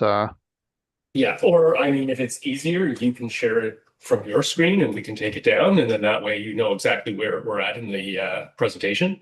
Okay, let's see here if it says I cannot start screen share while the other participant is sharing. Yeah. Try it again. Yes. Okay, share. Let's see if, tell me if this is showing. So we are seeing the screen, but it's just black. Oh, there we go. Is that Yep, that's the presentation mode. That would work if necessary. okay? What's the better way to slideshow? No, still. Yeah, so that'll be fine. Yeah. Okay. Yeah. Okay. So I believe Aaron and I worked through this a few weeks ago to sort of drum up all these slides. So I'll just go through them here and introduce this stuff to you. It's really incredible data, and I've used it on about 25 different projects. So always interesting to see the patterns that pop out and the sort of the questions that various communities have. So this data, which we broadly refer to as human movement data, the purpose here was to provide an overview of visitors to Sioux Lookout, so sort of understand where people have come from. You can ask questions about how many times they've come, and you can also look at all sorts of detail about where they're going. So whatever study area you delineate, you can also kind of see where people are coming and going up to 2 hours pre and post visiting those study areas. So not just where they've come from, but other things they're doing, and you can start to infer some patterns and interesting things like that from this data. So mobility data or human movement data So it's essentially tracking smartphones. So when we started using this data, it used to track about 40 different apps, which they don't disclose to you what they are, but now they claim that there's over about 100 of them. So you show up in different ways depending on what you allow when you download apps. And then we are able to delineate a geofence or a steady area, which is sort of a digital net. So if you drew a little digital net around, a downtown, you can then buy this data to sort of understand all the visitors and their patterns to whatever geofence or steady area that you delineate. One key thing is there's no personal information, so it doesn't say this is, Bob's smartphone. It gives you a very cryptic alphanumeric ID, and it also jitters your home location. So even if you live somewhere dense like a city, you wouldn't be able to determine where the person exactly lives. So it takes your home location and your work location and it bumps it a little bit and moves it even more if you're out in rural areas. So you're not using it to try to track one individual person. You're looking at aggregated results for neighborhoods or that sort of thing. And a lot of this data is purchased for retail type studies. We've used it a lot for land economics and tourism, economic development, downtown revitalization plans and transportation plans, that sort of thing. So these are some of the things that we tend to look at and ask questions about. So where are people coming from? How long do they stay? You can also look at seasonality. You can look at, are people coming into your downtown on Mondays through Fridays and avoiding on the weekends or vice versa. You can look at visitation patterns. You can look at things like event analysis. So in that case, you're talking about, maybe special long weekends when there's festivals, so you can isolate certain timeframes. And then you can also look at demographics. So you can take the results of where all these people live and look at concentrations and then enrich those with demographic properties. So you can create something like a trade area for your jurisdiction and then ask questions about, is that trade area younger or older than average for the region? Is it, higher or lower incomes, that sort of thing. So these are sort of some of the key questions that we tend to ask with this data. And then we're focusing mostly on these first three, although there is a little bit of event analysis with the Blueberry Festival. And there are some demographics that are available that we didn't include. So we're mostly focusing on those first three. And then some key sort of limitations. You can't use this to accurately talk about total numbers. So it's very accurate for looking at proportions. So if you wanted to say what percent of visitation came from the US versus Canada, that's something you can do accurately. But you can't ever with confidence say, 2,033,000 people visited, that sort of thing. So it's great for relative weights of things and, provincial visitation, regional visitation, those sorts of things. One of the other limits is the study area size. So you have to be sometimes a bit crafty with how you delineate a study area. You can't just draw a nice convenient, you can't just use the municipal boundary because it's too big. So you have to use sort of more key choke points or little digital nets of, key businesses or key community facilities, that sort of thing. Hotels and restaurants, all those sorts of things. So there is a study area limitation. Strengths, it can create some really large, interesting data sets that hide almost bottomless things in them. You can kind of get caught into chasing too many little sub themes within the data. But it does give you this really large representative sample that you can play around with, and you'll see some of the results of that a little later on. And then it also gives you a full year of reference period, which is nice. You can pull multiple years as well, but that eats up more credit. So we tend to keep the cost down. We tend to just analyze a calendar year or a trailing 12 months. And then these are some of the key sort of terms you'll see in the results. So there's common evening locations. You also get data about common daytime locations. So typically where you work and live, which can get a little muddied with shift work. And then we'll talk also about visits and visitors. The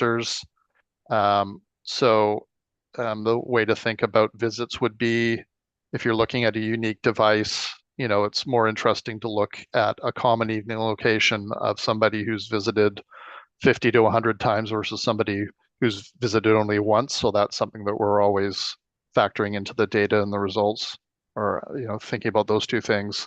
The really big data set is called the pin or the pathing movements. So that's sort of a cookie crumb trail of where you've gone. So the common evening location and your common daytime location is just a single point roughly over your home saying you came into downtown Sioux Lookout 100 times in the last calendar year. The pin and pathing movements would show, again, depending how you allow yourself to be tracked, would show a path that you took to get to downtown and all the places that you went. So it can be a really, really large data set, but it's key for revealing it. It's the only one that holds things like dates. So you use that to ask questions about, visitation during weekends or weekdays or seasonality, that sort of thing. And then this last key concept is residents versus non-residents. So this is a way we tend to always parse the data because you see very different patterns, whether you're looking at a retail study or a tourism study or a parks visitation. If you separate out how locals use various facilities from non-residents, you always see very interesting and different patterns. So that's a common thing that we always do with the data is to break it into resident and non-resident, and you'll see that in some of the results. So how is this data being used? So we can answer questions about where are visitors to Sioux Lookout coming from? How do they travel? So we separated out the data into airport versus non-airport. So all the little study area sort of digital nets that we created, we lumped them all together.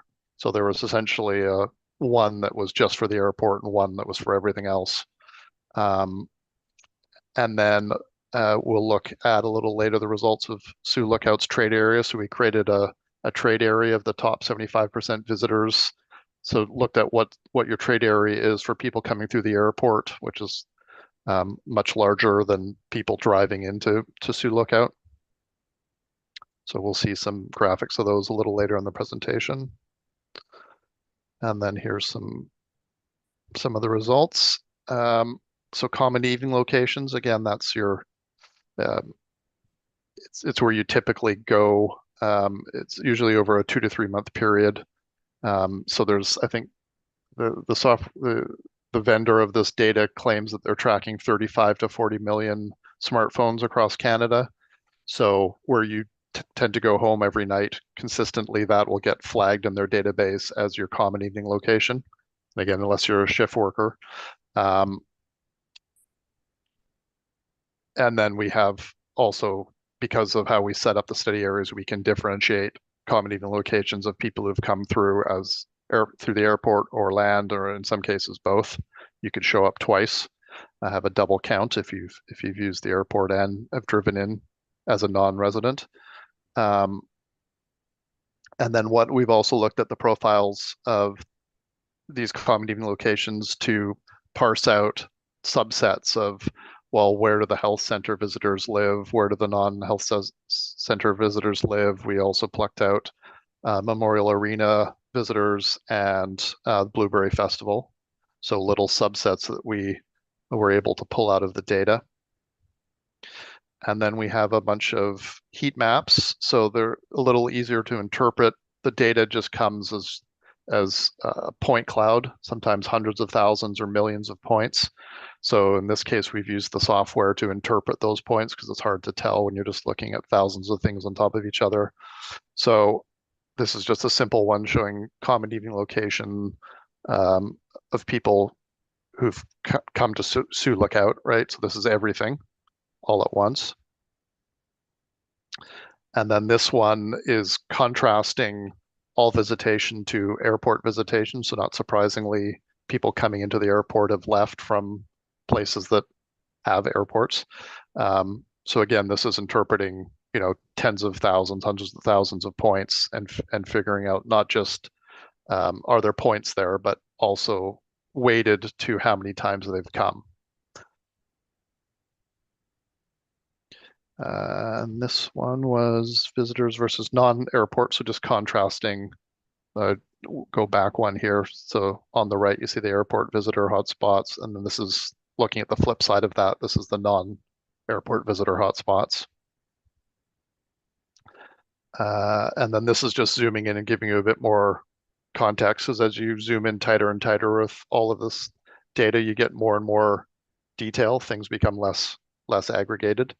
So this again is just comparing all visits to airport visitors and where the hotspots of where they live. And again, same thing as we saw as the non-airport visitors, but just zoomed into a more regional scale. And then this is showing all visitation contrasted to health center visitors. So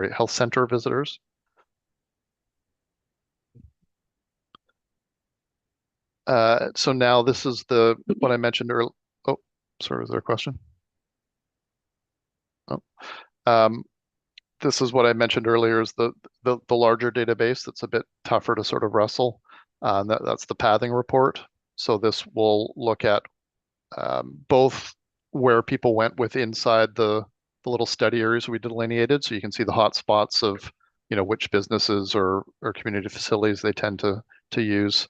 And it also allows you to look at where they were up to 2 hours pre and post. So you can see the paths that people took. So if, you wanted to see how American residents work their way through downtown versus local residents, that sort of thing, that'll all be hiding in these pathing report data. So it's really just a huge point cloud of little cookie crumbs that we try to make sense of. And a lot of this stuff, it's interesting visually, but it makes the more impactful is results, or when you look at sort of the tabular results.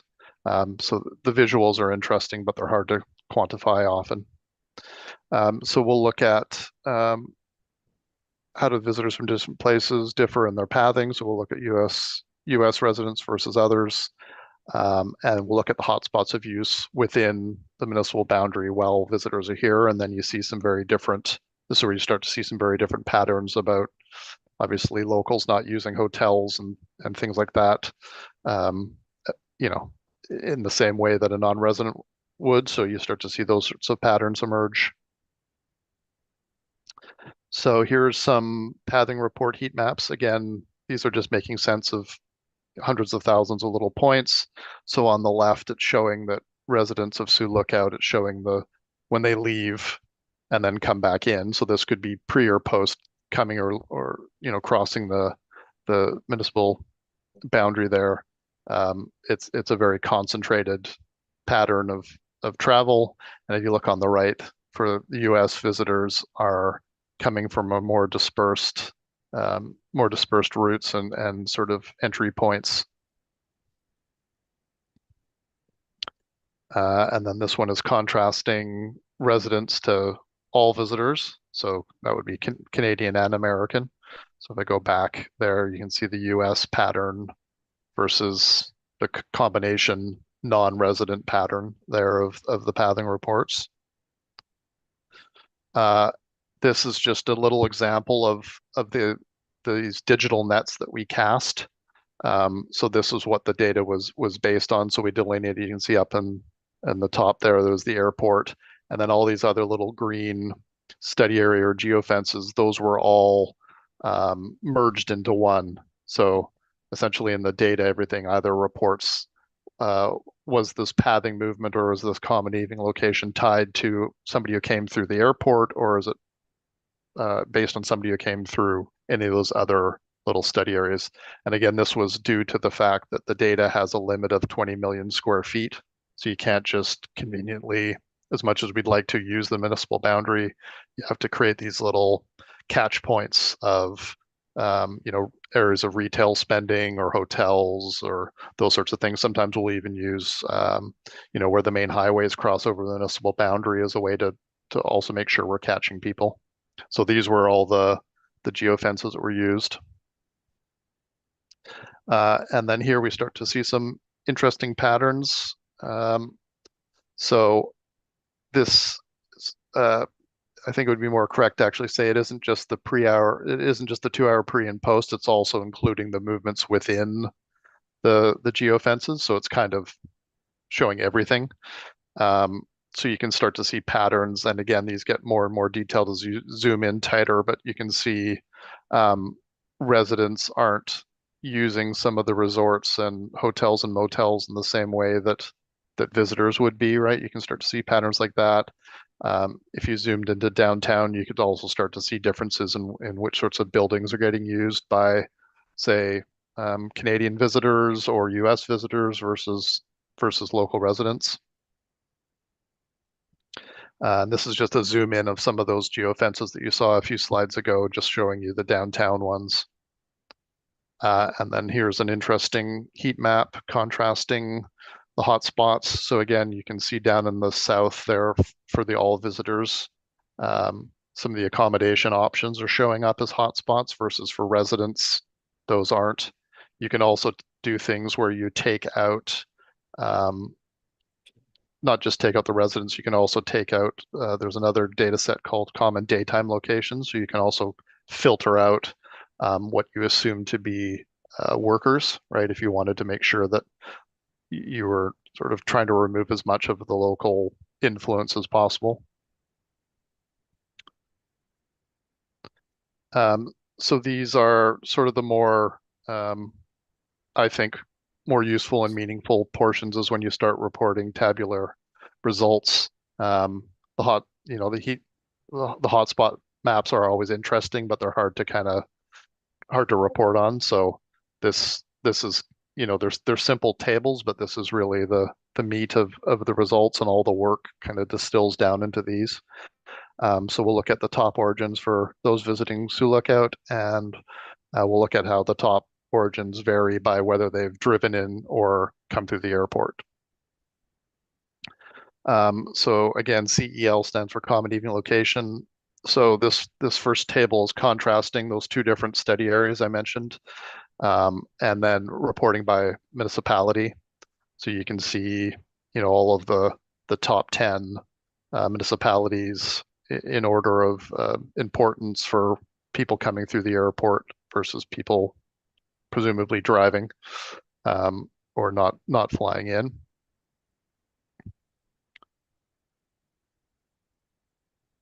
This just shows you the same results but summarizes it by region instead of municipality. So same sort of thing. Airport visitation importance, top 10 regions versus non-airport visitors, top 10. And you see sort of interesting patterns and percentages there.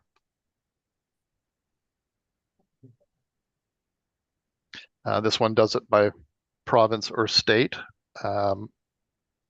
So you can see the difference between, through the airport is 78% Ontario, and people who've driven in, it dips a little bit and sort of got a broader draw there with not coming through the airport.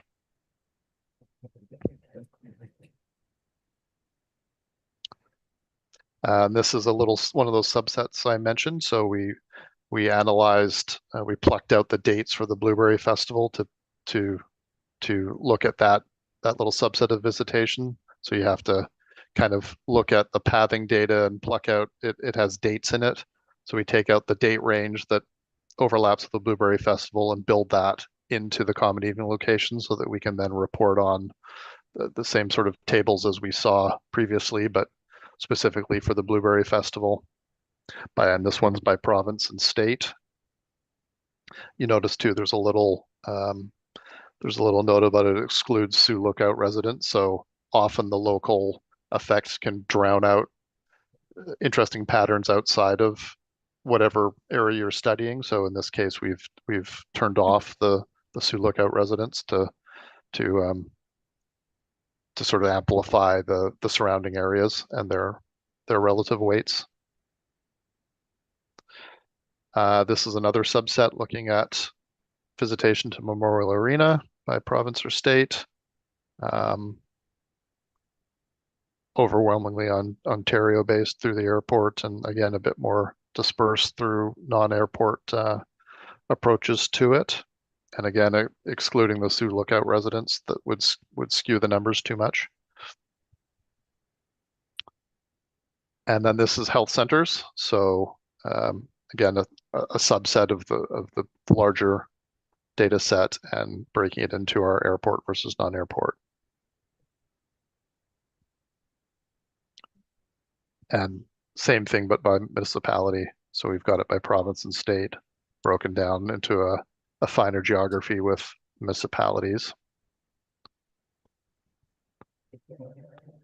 This is, I think, a very useful thing that we tend to do on most projects, and that's to create a trade area. So we ignore anybody who's only come once, and we look at the top 75 closest visits to various study areas. So in this case, we created trade areas for Sioux Lookout itself, and then that separate study area of the airport.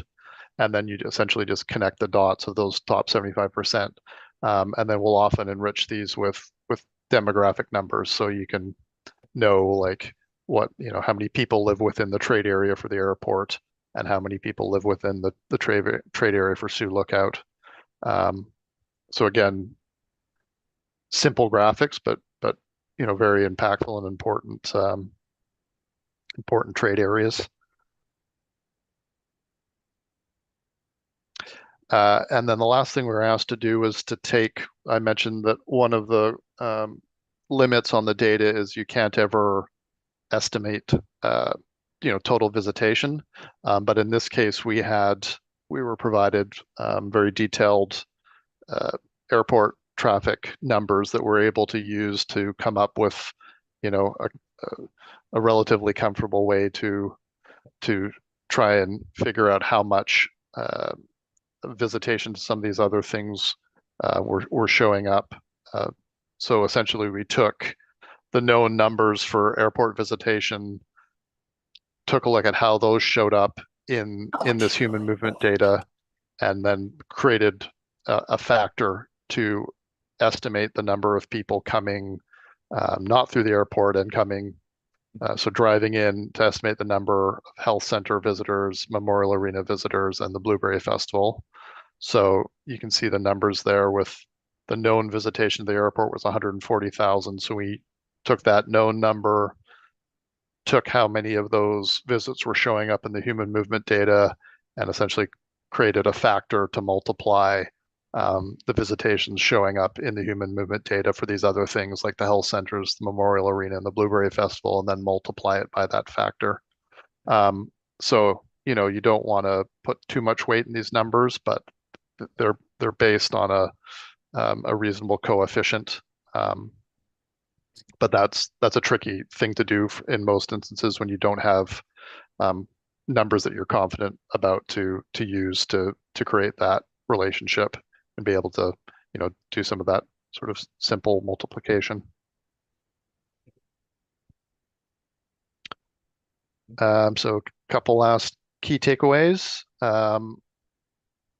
Obviously, the two trade areas differ significantly. The airport was, kind of a provincial scale trade area, and the regular Sioux Lookout trade area was more typical what you'd see with, sort of your 15 or 30-minute drive sheds, or what you would typically see for trade areas. And then one last key takeaway is comparing your year-to-year data in the future will help you to identify trends and shift focus on key investments to target opportunities. So, this data is quite useful for looking at how things have changed for other jurisdictions. We looked at pre and post COVID jurisdictions that maybe had a lot of U.S. visitors coming up for, recreational opportunities, and you saw some very interesting numbers and shifts pre and post COVID. So, whether it's retail or tourism, this data allows you to revisit it, year to year and look at the shifts and the trends that have maybe evolved during those times.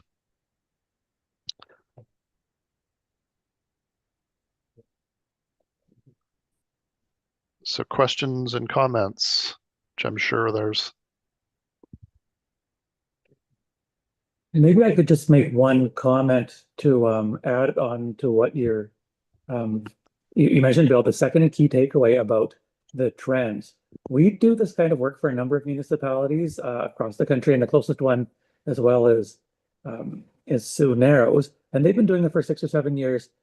And the information at the end where their visitors are coming from changes over time. It's quite interesting, and what it's allowed them to do is to target their tourism spend a little bit more accurately. They found out that that a lot of their visitors were coming from Saskatchewan and fewer were coming from the US. So they've really increased their spend in Saskatchewan over the last couple of years and seen some noticeable results. So it's that's kind of taking all the process and the intangibles, all the dots, and putting it into a theory that some practical action that they've been able to use to drive their numbers.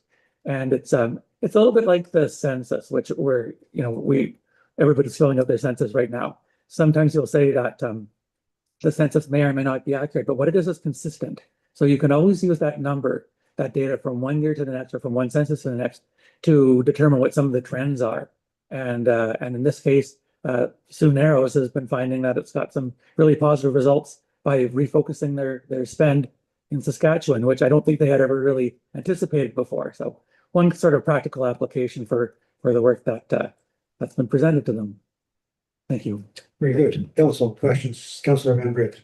Thank you. Yeah, because that was my question reading. It's just like for the summer tourism versus the winter, right? Because winter, once the ice floes open up north, right? How is that affecting our numbers?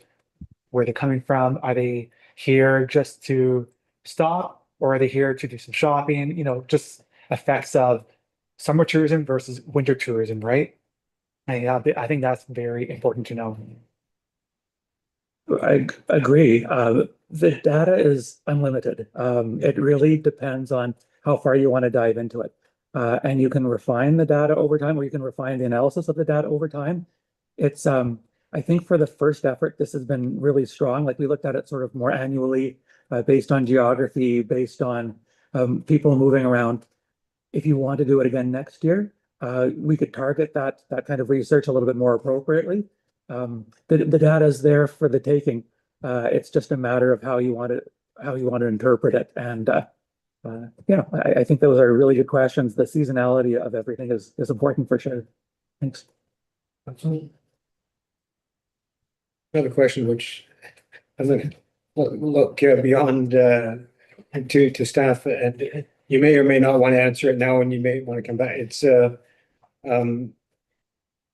key things that you've learned, and how will you use this data, and how will council see the data used in the coming months? Sure, whoever's staff, I'm thinking to. I'm just gonna, no, it's okay. I can just, I don't think this is on anymore, is it? And I'm not trying to put you on the spot. If you're still going through all the data, that's fine. Later is fine too. So through you, Mayor Lawrence, I think there were a number of things that we found really interesting. So one of the key things that we wanted to determine from this data was our road traffic. So we know the airport traffic, we know the visitors that we have through the airport. When we're working with certain site selectors, they want to know, they have certain parameters they have to work within when they're looking where they can relocate or start a new business. And that might include the population of our community, whether or not we have access to a primary or secondary highway. So when they're looking at our population, sometimes they want to filter us out, but sometimes when we're able to bring them the visitor traffic we have through our airport, when there is some flexibility in those parameters, then they start looking at us a little bit differently. So being able to now have numbers to show them that that's only 22% of the visitors that we receive in Sioux Lookout. To date, we haven't had any numbers to kind of quantify that road traffic. So that's one key number that we know that we'll use. I already have 2 developers that are waiting for this report after you've received it so that they can use that in those kinds of conversations. So that's one way. The Memorial Arena visits we thought was important as we're looking through to make decisions for the arena. Understanding that we have, is it 35,000 visitors? Was it Yeah, 35? we had about 32 showing up. 32,000 visits per year. So, you know, when we were looking at our sports tourism study, we wanted to understand how much revenue potential there is for the arena outside of our tax base. So having that kind of number helps us to see what potential there is through visitors. Off the top of my head, those are the ones that were coming to mind. Oh, and the trade area where people are visiting from. So we see that there's a lot more visitors coming from the GTA than we would have expected. So that could also influence how some of our camps are doing some of their marketing. Are those visitors, how do you parse that out? Are those people coming for work, or because we get a lot of people coming from that area for work here? Yeah. Yes, we do. And that's something that we've had those conversations with camps. We don't know necessarily why they're coming, and we could look at future studies to try and delineate that a little bit. But it still shows us that there are a number of people who are traveling that distance and are familiar with Sioux. So they might be coming for work, but there still could be a recreation opportunity knowing that we have that volume of traffic coming from that area. Jen, this isn't for you. This is something that was said in the presentation. I thought I heard them say, say that people who only came once, we took out For the trade area delineation, we typically will remove just a single visit and just focus on people who come. Sorry, go ahead. I think, I mean, there could be many people from the north who come once to the hospital, the health center once a year or whatever. It's one visit, but I worry about taking out that one visit. Right. Yeah, the thing about the data that we didn't show you, but these common evening locations are actually global. So you have to be careful not to create a trade area that covers the continent sort of thing. So if you don't do that, you can start to get trade areas that grow, that just aren't representative because you have a few outliers that have come once, but they live, way down in Florida or something like that. So you don't want to draw a trade area that isn't meaningful. So that's, but we can play around with it absolutely and bring back anybody. Look at the top 75% of all visits to the health centers and see how that trade area performs differently. But often you have to kind of get rid of those single visits because it will create too large of a draw. And we'd say single, is that a single? Because somebody comes from North Dakota once a year for a 10-day fishing trip. Is that a single visit or is that? It's a good question. Would that show as like how many days they were here as a single visit? That's the tourism, the outfitter tourism market is they come once a year, they might come once every 3 years, but you wouldn't want to lose that, I wouldn't think, but yes. I think the visits show up as sort of unique person on a unique day because the way it comes already bundled in the data, and then when I've cross-checked it and tried to mimic that same thing myself, if you look at unique people on unique days. So yeah, I think visits are, so that person flying in for a 10-day fishing trip, for example, would show up as sort of having a value of 10 in the data instead of just 1. That's okay. I just had one more thing. Looking at some of the heat maps as well, one thing we were very interested in seeing is where those US visitors visit during the summertime, and looking at the difference between resident traffic and visitor traffic.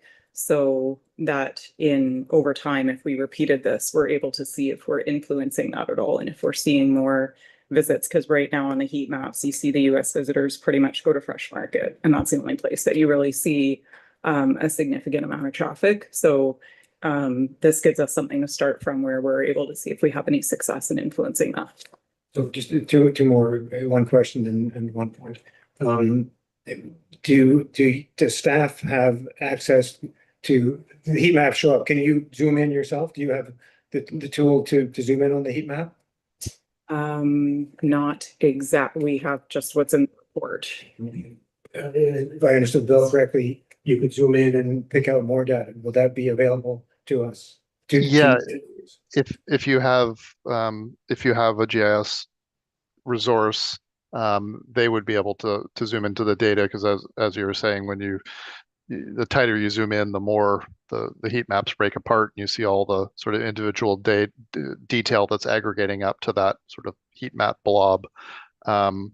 So yeah, if I don't know what your software, off the top of my head, what your software abilities are, but if in theory, you've paid for this data and we've just analyzed it, so we can absolutely hand it off to you, and you'd be able to pan and zoom around it and see those increasing and decreasing levels of detail.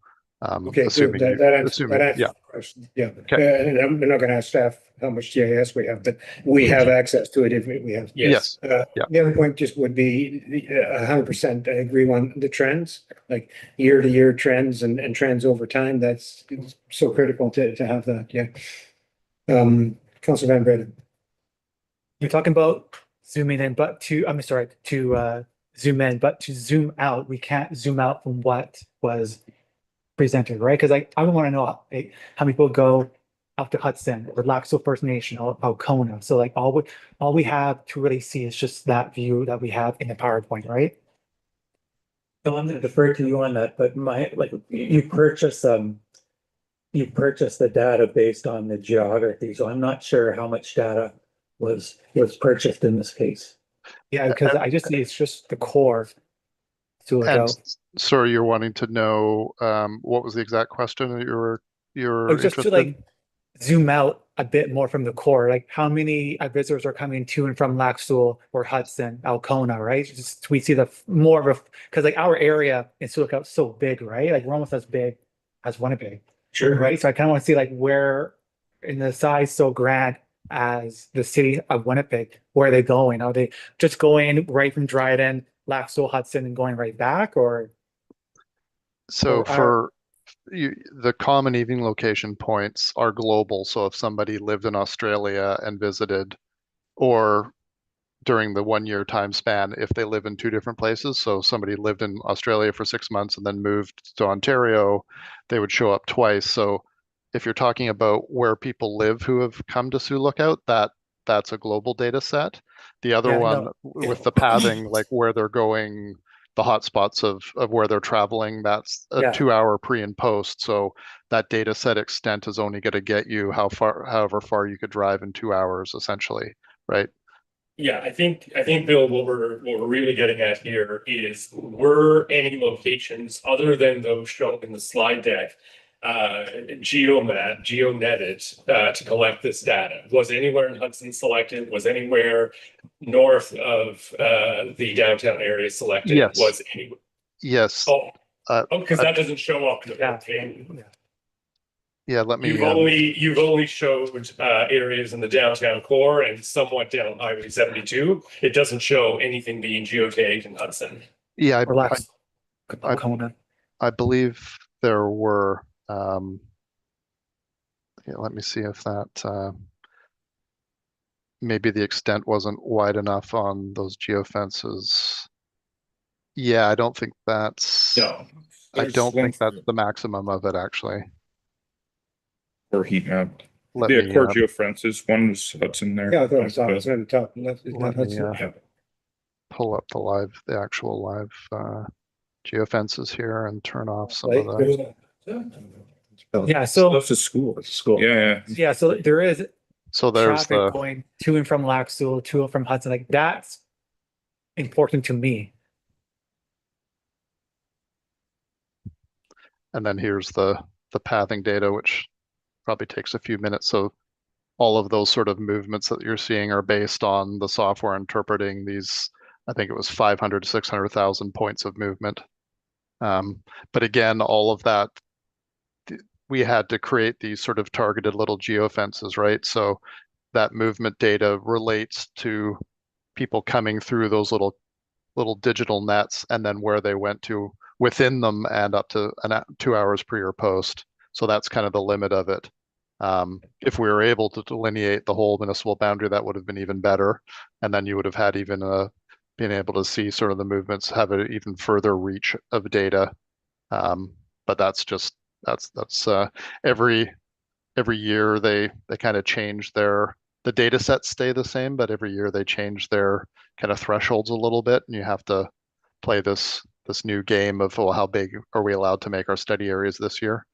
So that's kind of the only trick from year to year is as the data sets get larger and larger, the company has to figure out a way for their servers not to get, I guess, overwhelmed with the however many billions of terabytes of information there would be, because they're tracking this stuff around the globe essentially. But yeah, I think, sorry, that graphic looked like it had zoomed in a little too tight, but Yeah. that's the full extent of the That's geofences great. here. Thank you. Very good. Council, we're good. I think staff, any comments to wrap up here? No, you're good. So thank you very much for the presentation. Thanks for your time. Appreciate it. Thank you, everyone. Thank you. Thank you. Bill. Will you show up on the, as a visitor? Yeah. I don't know how to answer that. I think so. I stayed for 2 days. I've been here since yesterday. I'm not sure. It's Taking it away. it's really the answers are all limited by your creative imagination, where the questions come from. The data is unlimited, and like Bill says, it's growing exponentially every year, and it's almost getting to be a challenge how to ask the right question. It can be quite fascinating. Bill's available for a whole weekend if you want to talk to him more about it. It's quite interesting. The biggest challenge was distilling it down into 20 minutes with all the process that he showed, which is honestly over my head. I'm more about the results. But it's fascinating just the same. Thank you. Thanks, Jeff. Thank you. All right, council, we have, I think now we're getting some bylaws, CIO, what would you like to? Sure. Three new ones. Following bylaws that are being presented to council for 3 readings and passing. Bylaw number 27-26 being bylaw to authorize and direct the mayor and the clerk to execute a contract between the corporation of the municipality of Sioux and McNaughton, Hermson, Brenton Clarkson Planning Limited, MHBC, for a comprehensive review and updated municipal official plan and zoning bylaw in the amount of $75,000 plus HST. And bylaw number 28-26 being a bylaw to authorize and direct the mayor and the clerk to execute a contract between the corporation of the municipality of Sioux and the Newton Group Limited for the completion of the municipal airport parking structure project in the amount of $5,708,752 plus HST. And the bylaws numbers 27, 26, 28, 26, we read it first, second, and third time in class. Moved by Councilor Cassidy, seconded by Councilor Van Breda, all in favor? Carried, thank you. And councilor reports. You're the only one on that side of the table. I'm gonna start with you, Councilor Van Breda. Nice and short anyway. So last week I did the graduation speech for the Pelican Falls First Nation High School. Just to give a congrats to the graduates on behalf of the town, all 20 of them. It was a nice time. I was able to see my aunt who came up from Thunder Bay, so nice to see her. I stayed for the whole time. Had a good meal afterwards, but because I was at the high school graduation, I missed the environment committee. Read over the minutes. It seems like it was a productive meeting. Met with the mayor for our end of term chat. I think we had a good time. And then me and the mayor went to the NOMA conference. I say too that that was definitely the best NOMA conference that I've been to. Just being interactive, talking with a few ministers, talking with a few politicians, and I just want to give a big shout out to Jason Veltri for putting it all together. Yeah, that was the best. I think that was the best conference I've been to as so far as my 4 years as counselor. Just for getting things done. And I would say shout out to MPP Lise Evangelois, who was there for all 3 days. Usually politicians, they come, they do the speech, they immediately run out. But Lise was there all 3 days. So that was nice to see politicians stay and talk to people. Thank you. Councillor Casson. Yeah, just for myself. I also had a good time at our face-to-face chat. It was nice. The end of term discussion. And then I had our main hydro meeting, and as well as several other just weekly check-ins, CEO and as well as PACE last night. So. Good, thank you. Councillor Layton. I lent a hand helping with the cleanup for the TRC gathering on the day after, along with Councillor Van Breda and Councillor Costco. I didn't see Councillor Angelina. She was there for the event. Yeah. I attended the end of term meeting with the mayor. I enjoyed that as well. And I attended the LCC meeting on May the 12th. Not a lot going on right now. How was it? Thank you. Councillor Angelina. Yeah, we had the TRC gathering, recognition gathering. Oh, sorry. Yeah. We had the TRC recognition gathering towards the end of April here. But anyway, it turned out really well. We were shooting for 100 people to attend, and I think it was more like 200 people who attended, and everybody just loved it. We worked probably a few weeks before the gathering to get everything done. Joan and myself and the committee, we would have spur of the moment meetings or phone calls or texts going on. So there was a lot of behind the scenes work. And I would also like to give a recognition to the staff here at the town who provided a lot of support to our gathering, the first gathering.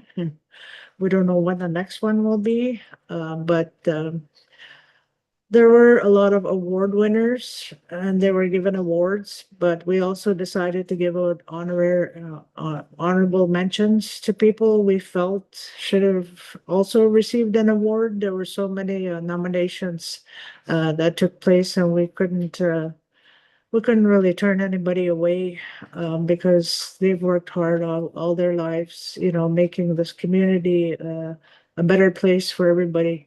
So it was a very inspiring event that took place, and I'm not sure where it's going to go from here, but I think that was the main thing that I took part in as a council member this past month. I didn't have a meeting yet with the police services board. That'll take place next week. So then in June, I'll be attending the Federation of Canadian Municipalities, and then I'm going to skip over to Thunder Bay and attend the Police Service Board meeting there. So that'll be quite the traveling for me. But I look forward to everything, and I hope everything turned out well. Yep, that's it. Thank you, Councillor Angelina. The usual KDSB board meetings, Finance Committee and Governance Committee meetings, Health Unit board meeting, and the strategic plan is carrying on, and some special meetings that I'm having with the CEO of the Health Unit to try to put together the package that the government requires to have Sioux Lookout have its own seat at the health unit table instead of sharing a seat with two other municipalities. Attended the NOVA conference and enjoyed that. While there, I had a meeting with Wasaya CEO Gary Bell about some of their business in Sioux Lookout. Attended the Lac Sioux Career Fair and provided opening remarks there. Another hugely successful event in Lac Sioux. And I think it was 104 booths, employers. Attended the high school career coaching event, which was interesting. So one on five with high school students, grade 9s and grade 10. An interesting concept that the high school put together this year. CAO, you were there as well as Deputy Chief Baker and Mr. Uncle, Loma. yes. The counselor one-on-one meetings, I do enjoy them. Thank you very much for all the counselors.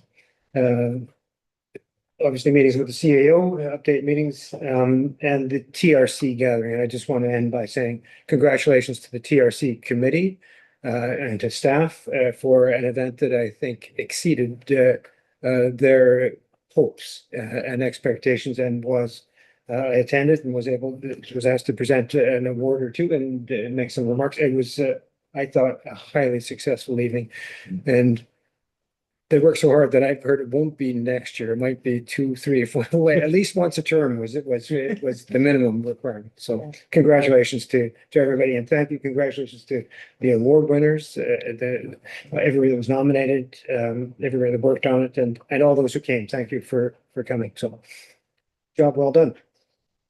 We now have a motion to move into closed session at 7:55 PM to discuss matters of general nature, subject matter relating to a proposed or pending acquisition or disposition of land by the municipality or local board pursuant to the Municipal Act as amended, 239-2K, 2 items, Hudson property and aggregate site proposal. And subject matter relating to personal matters about identifiable individuals, including municipal or local board employees pursuant to the Municipal Act 2001 as amended, section 239-2B, 1 item, update to council's boards, commissioners and committees. Moved by Councillor Cassidy, seconded by Councillor Van Breda. All in favor? Carried. We are now in closed session.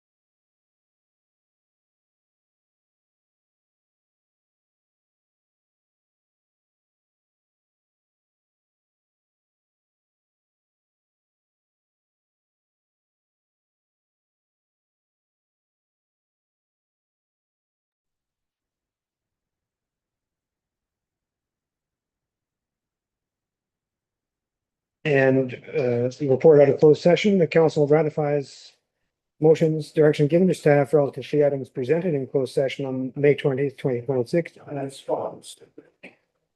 Female at once, thank you. So ratify direction to staff.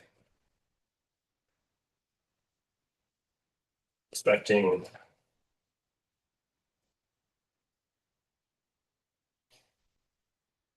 Hudson property.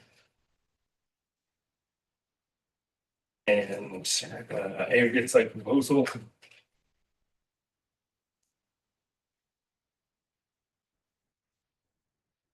So that would be the first one, if I can do seconder. Did you want to do those as one item? If we can do them separately, we'll ratify direction to staff on those two items, and then we'll do the motion for the boards and committees. Moved by Councillor Van Breda, seconded by Councillor Cassidy. All in favor? Carried. Thank you. And the second resolution arising from closed session reads that council approves amending Schedule A to bylaw number 92-18, being a bylaw to make appointments to various boards, commissions, and committees by adding the Recreation, Leisure, and Community Events Commission.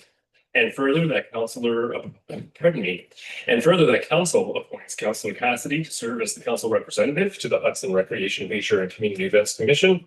And further, that council appoints the following applicants to serve on the Hudson Recreation, Leisure, and Community Events Commission: Krista Story, Michael Scott, Nicole Starrett Rose, Sheila Byrne, and Susan Granville. Moved by Councillor Lego, seconded by Councillor Cassidy. All in favor? Carried. Thank you.